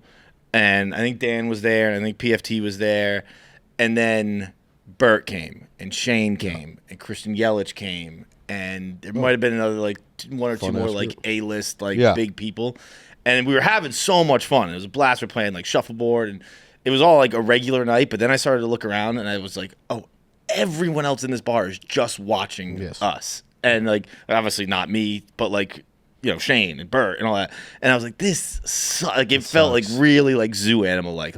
No one, everyone else was sitting at the table just drinking, just watching. And it was like, we're just playing shuffleboard. Like calling their friends, like, he's right here. Yeah. And it's just, dude, I remember Bert, like everyone's coming up to Bert being like, dude, take your shirt off, take your shirt off. I was like, you're going up to a guy at I think it was the night after they did a show, Bert and Shane at where the one in the round, right? Where the Coyotes played. And so it was at Arizona State's rink. And I think they came afterwards, and it was just like, God, this is weird. Like, it's uncomfortable to be a part of this. Well, Bert's so good about it, but I just wouldn't be like Bert. Right. You know what I mean? Like, someone comes up to me, and I'm with my friends and my family. They're asking me to take my shirt off to take a picture. I would freak out. But he does it so graciously and so professional that it's like some people are more built for that kind of thing. Yeah. Then I mean, I don't know if Shane would have took it so easily if someone like bothered him because he's kind of more. But, Shane. I think Shane's gotten to the point where he just like doesn't go out anymore. Yeah, it is like it's insane. I mean, he's so funny. God, his new hour is so good. Is it? Yeah, I saw it at the Forum. I saw 30 of it at the Forum, and it was. Dude, my favorite thing he's ever written. So, and I'm a pretty big fan. I don't know if it's in it now. I saw him like right after Beautiful Dogs came out, like literally like 3 days later. He was doing a show at our buddy's pizza place in Long Island. Wow. Like it was that raw material. He was like, I'm getting out of the city. I'm going out. It was Borelli's pizza place, and he had the Notre Dame story. Yes. Dude. Oh my God. That's the story. I might have seen it when it was a little chopped up a little better too, but God damn, that thing is so. It's the best. I think the best thing he's ever written. I was like, like, obviously this happened 20 years ago, whatever it was. Like, why are you waiting till now to fucking? It's the funniest story I've ever heard in my life. Even funnier than the manga bee, which was really close. It did beat the manga bee. I'm gonna come back. I'm gonna punch it up. We'll be here in a year and a half. These people won't remember. But yes, that is one of the all-time funniest stories I've ever heard in my life. Do you ever? I saw it at the Forum 6 months ago at Netflix as a joke. Is that what the Schultz and him night? Yeah. What'd your mom do for the government? CIA? No, my mom works in California and from Sacramento, so that's where the capital is. So she actually works for the Department of Justice, but to me to guess what she does, I would have had to listen a lot harder than I ever had. Dude, Department of Justice. I got a buddy who works in the Department of Justice, and he like can't tell anyone what. Obviously, there's different levels of Department of Justice stuff. He has the sweetest setup in the world where his wife can't know where he works. Oh, wow. He can't bring his phone into work. He has to leave it in the car. Sounds like a guy who's cheating on his wife, but for sure. It's like, baby, I'm high-level Applebee's manager. I can't just bring my phone into work or tell you when I'm working. That's what I told him. Like, dude, you got the best setup in the world. He's like, I fucking hate the shit out of my job, but yeah, that part is pretty nice. I can just like, disappear for a day. Yeah, that one's interesting. I don't know. She can't do that. Hers isn't that much. It's like she's like helping like sheriff determine what different sheriff organizations get a budget. It's not like very. It's not as fun. No, it's not like Washington D.C. Department of Justice. It's like California where she's just like determining what. I don't know what the fuck, man. I'd have to listen more. Sorry, Mom. I love what you do, but that's I always say that like that's a real relationship when I don't know what the fuck you do. I don't know what any of my friends do. I don't have a clue. Like. Wow. Obviously in comedy, yeah, but like my friends who I grew up with, I have no idea what they do. I mean, I know sales or like I know this person does something for some technology company, but I don't know what anyone does. You know what all your friends do? It's also the boys. We don't ever talk about stuff like that. If you're hanging out, you go, how's work? It's good. Any problems? No. How's the wife? Fine. And you kind of keep it going. You never go like, yeah, my buddy, I think he's driving trucks for the fire department. I think that was a big thing. So we were happy about that. But I don't know what that means. He said it's pretty fun to put on the lights and go through reds. And I go, yeah, that does seem pretty fun. That does sound sick. But then it kind of ends there. I had a buddy who was a professional hockey player, and then he was a professional hockey coach for a while. And then we didn't talk for like, normal amount of time, I think, for guys, but like probably like a year or so. And I finally caught up with him. I was like, so what's been up? And he's like, just down at the firehouse. And I was like, wait, how long you been there? He's like, I'm a captain. He's like, I've been here 2 years, man. I was like, you've been a firefighter for 2 years? I've been telling people you're the goalie coach of the Pittsburgh Penguins. Dude, I did meet a dude who was like for the New Jersey, or no, not New Jersey, Worcester. He was for the Worcester, whatever their hockey team is. He was their enforcer. That was interesting. And he walked over and he had one YouTube clip that was just all like the 50 fights he's been in. And he just showed that to us and it was so cool. Because everyone else was like, look at these goals. He's like some French guy or whatever the fucking. He's like, look at these goals I scored. And this guy's just like, look at this dude's ass I beat in fucking Saskatchewan. It was way fun. It is so crazy that hockey is still just like, yeah, we could just fight, man. It is fun. We could just fight. It is fun. See, they don't really have hockey in California. I never met no one. I don't watch California hockey. I didn't even know it was a thing. Or are you talking about even NHL? I won't watch it. I think it looks weird. I know it's crazy. I know I'm wrong. But I think on the West Coast, they film hockey too high. And it looks different on TV. And I'm like, you remember like when you played NHL and you could like change the camera level, ice level camera or whatever, ice view camera. And like there was one really high shot and the players looked really small. Mm-hmm. That's how they film it, at least in San Jose for sure. I don't know about the other ones, but I'm like, I'll put it on. I'm like, I can't watch this fucking game. I just don't even know where you would ice skate in California. Because every time we ever talk to someone, they're like, yeah, I did it. And like, well, what'd you do? They're like, well, I drive 4.5 hours every Sunday at 6 a.m. I'm like, okay, well, that's something my son's not doing. Like, start kicking a ball, dog. Skates aren't for you, homie. Dude, I mean, I played hockey, so I think back to like the times when my dad would have to get me up at like 3 a.m. Yeah, the hockey dad thing I've heard about is the craziest thing. You must have loved hockey, and I love hockey. So if I ever have a kid, I would hope that they played it as well. But I would not be looking forward to that. No, he was like, I didn't love hockey. I loved the potential of a scholarship, and you didn't get that. So that was a lot of time I wasted. I appreciate you, son. I played in Florida, and you saying like the drive. That's so long. Like I lived in Tallahassee. I went to FSU for a little bit, and I played club hockey there, and like to practice, which we didn't do every day or anything like that. That would be nuts. But like this is on ice. Yeah, it was like a 4-hour drive to practice. It was about 3. We were in Tallahassee. The rink was either in Jacksonville, which is probably 2.5, or in Orlando, which is probably 3.5, and we'd have to just go there for practice. It was fucking nuts. That'd be nice if you could bet on that and then find the teams that are farther away from practice facilities and then bet them to lose every time. Dude, they're all so bad. Because it's not many. It's too hard. It seems like it's too expensive of a thing to even try in fucking Florida. I actually think it's changed. There was, when I was playing, there was one good school. Florida Gulf Coast University was actually pretty good. No one good. I remember their basketball team. Remember that one? Yeah, Dunk City, right? Yeah, the dunks and threes. That was fun. I think that the coach, I think he still coaches at USC now. I think he went from Dunk City. Really? I think he had a USC deal. I don't know. I remember they had like a Puerto Rican dude or a white dude with braids. Yeah. Yeah. That's me. But the FGCU was pretty good. But I think they're getting better now. But at the time, it was like I'm from Massachusetts, so I played pretty good hockey for most of my life. Yeah. And I went down there and like we would do like contests before games where it's like, yo, can you drink more margaritas than goals you can score today? Because there's a Chili's right across from the rink. Sure. So like I'd have like 7 margaritas. How many goals you guys score in your league? Not a lot. Oh yeah, but I like to drink. We're talking about doubles or singles? But like there was probably nights where it was like I'd drink 4 margaritas and score 5 goals. Really? it was fucking Wade Boggs. I only played for a year, I think. So then I was like, this is just a silly waste of time to. It's not 3 hours is too much. It's fun. It's fun camaraderie. It is by far, in my experience, the sport with the best camaraderie. By fucking far, not even close. I can see that. It's because you at a young age. I also think hockey guys tend to have the best personalities because, like, obviously, let's rank them. It's because rank them best. Sports personalities are worse. I think worst baseball. Worst baseball for sure. Baseball people are fucking morons. Everything you do is stupid. I don't enjoy any person I've ever heard speak in a baseball game. Completely agree. I think because it's basically an individual sport that masquerades as a team sport.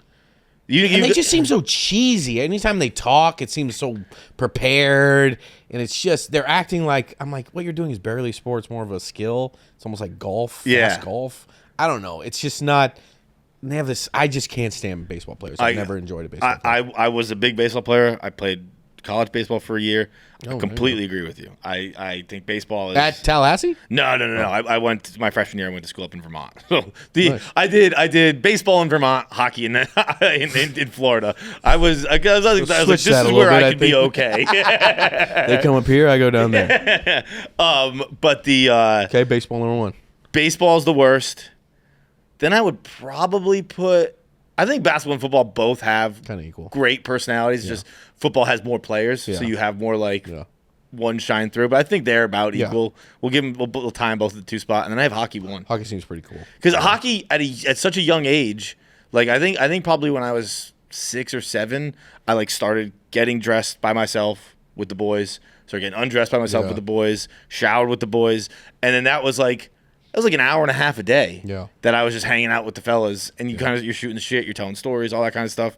That I think that like instills in you the best person. Because at basketball, you're just showing up to the gym and playing. There's no like locker room. There's so many teams. You're on like multiple teams. I feel like hockey, you're probably on one for a long time, and then maybe your local one. You come up with the guys for a while, and then all those sports. Football, I played football. We didn't have like a locker room It felt like squads. Like they're like cornerbacks were all friends. Yeah, yeah, yeah. Friends. O-line was friends. Yeah, all the fat white guys were friends. The fast black guys were friends. Surprised we didn't intermingle more. What was it, a cultural thing or something? I would try and bring the hockey locker room to other locker rooms. It actually worked when I was in high school. That like the baseball team adapted it, and it was like fun. No, that's fun. But football was like. Did you shower in football? We never showered in football. Football, there would be like basically it would be like the hockey players who played football would shower. Yeah. That was about it. Because in California, no one showered with each other. Really? After PE, after anything. We didn't have gym, so I don't know that. But like after sport, Your school didn't have gym? No, it was a boarding school where you like had to. So I had gym in like elementary school, but no one showered then. But then when I got older, I guess to save time, so we could do more school stuff, you just had to play a sport, and then that like crossed off your physical. Without gym, my GPA would have been far less. That was the only thing that saved me. 2.2 did it again, pops. There's 1A, a few C's, and D in there. That was the one that saved me. I needed that shit. Were you a bad student? I was a bad student. Yeah, I was 2.5 from first grade till I graduated college. I would guess I was right around there myself. 2.5, yeah. I just didn't. You were smart, weren't you? I was like 3.7. Yeah, I was like this very specific number. But like, I like cheated a lot. You cheated a lot? Like, I cheated. Exclusively. Really? Yeah. Well, what are you, like 28? No. 25. Okay, well, I just think you've been on this a long time. I didn't mean that, but when I was in college, they just kind of came out with the iPhone that you could do whatever, and this was my move right here. So I'd write the whole paper the day before, and I'd tuck it right here, and then I put my legs like this, and then when the teacher walked by, and when he didn't, they'd go like this, and I would just copy everything I did from the thing. And they didn't know iPhones had done that yet because they were all old as fuck, so it was just... It looked like I had to piss most of the time. They're like, Steve might got a UTI. I'm like, don't worry about me. I'm chilling, dog. And then I would do this, and then you scroll, and that's how I got through college. Really? Only way. I was never a big cheat. I don't know why. I just like didn't. I like had people like go in, take pictures of all the book with the tests. Really? I think I put in such little effort that even cheating was too much effort. Like I'm dead serious. I think I'm not even fucking trying. You just winged it. You're like, 2.5. I got it. Dog. That's in here. That's why I didn't graduate. Yeah. But like I never got into the cheating. Wait, you didn't graduate high school? I didn't graduate college. Oh, I graduated high school, but I didn't. City school barely too. I did a Van Wilder at a city school. It was embarrassing. Really? It took me like 5 years to get past that bitch. No one even lived on campus or anything. It was just a commuter school. But I was like. I just fucking hated it, man. I did it too. I just hated it, and I would too. I feel bad about like the money I spent to hate it, but I was always honest. I was like, I don't like this. I don't like it. Like I went to a commuter school for like a year, or a semester, and I would just drive to school and I would just sit in my car and I would just wait to go. I was like, it was so easy to get the effort to go in would be so easy, but I just couldn't do it. I was like, I don't like it. It makes me so miserable. I can't walk into that fucking building. No. And I would just sit in my car, eat a bagel until it was time to go home, and I would throw it in reverse and show back up in my house and be like, yeah, school's great today. Yeah. Yeah, skipping college is interesting because you're only hurting yourself at this point. You don't really got to lie to anybody. It only really comes back to you. But yeah, I would skip. I just would get so high. I would smoke so much weed before I went to class.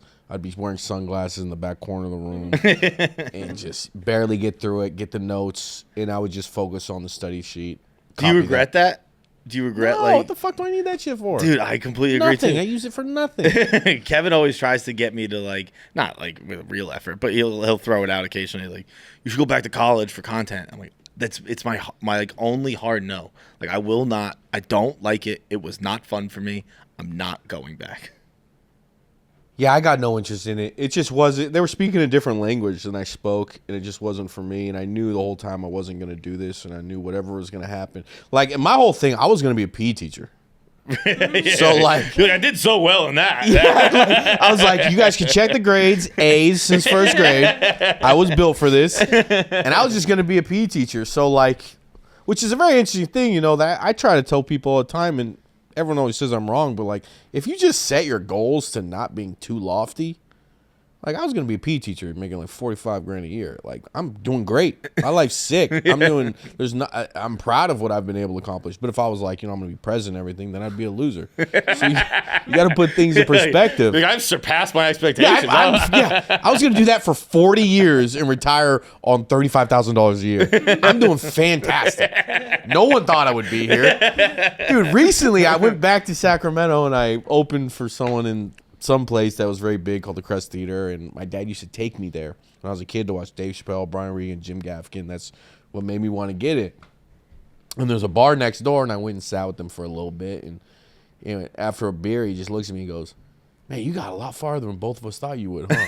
I was like, "Yeah, I did." Man, you got a lot farther than we'd both, because we would talk about it, and he'd be like, "It's probably not going to work." I go, "It's probably not going to work." But he goes, "Well, if you can make a living, maybe it could be okay." And I was like, "I'll just graduate," because college for me was just so my parents could stop bothering me. Yep, 100%.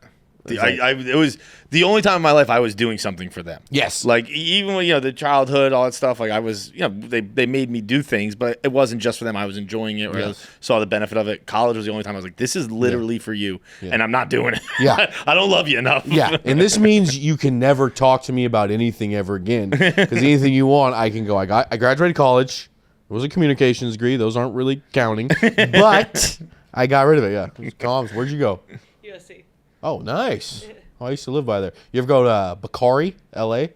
Yeah. For the all you can drink? with the mimosas. Yeah, the mimosa. Yeah. That's like everyone's birthday spot. I used to. Yep, that was like the thing. I used to live by there, and there's like a thing where they had an all you can drink beer, or mimosas, or sangria for an hour and a half, $30. Really? This is like quarter mile from the campus, probably. It's like on. Yeah. It's on the same street, so like you go in there, and there'd just be like girls hammered eating like potato frites and like a little, and they like tapas.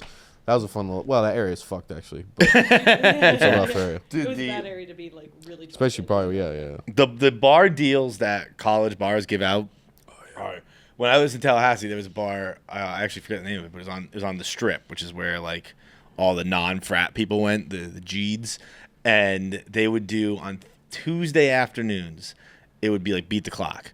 And it was like start at a nickel for a beer, and like every 10 minutes or whatever, I forget the order of operations, but like it would increase. Yeah. And so everyone was just trying to drink as fast as they could before it got expensive.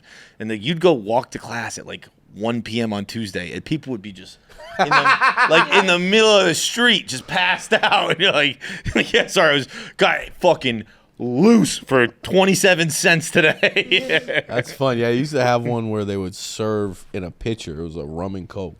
$5 for a pitcher, but the little one, you kind of get them at a pizza place.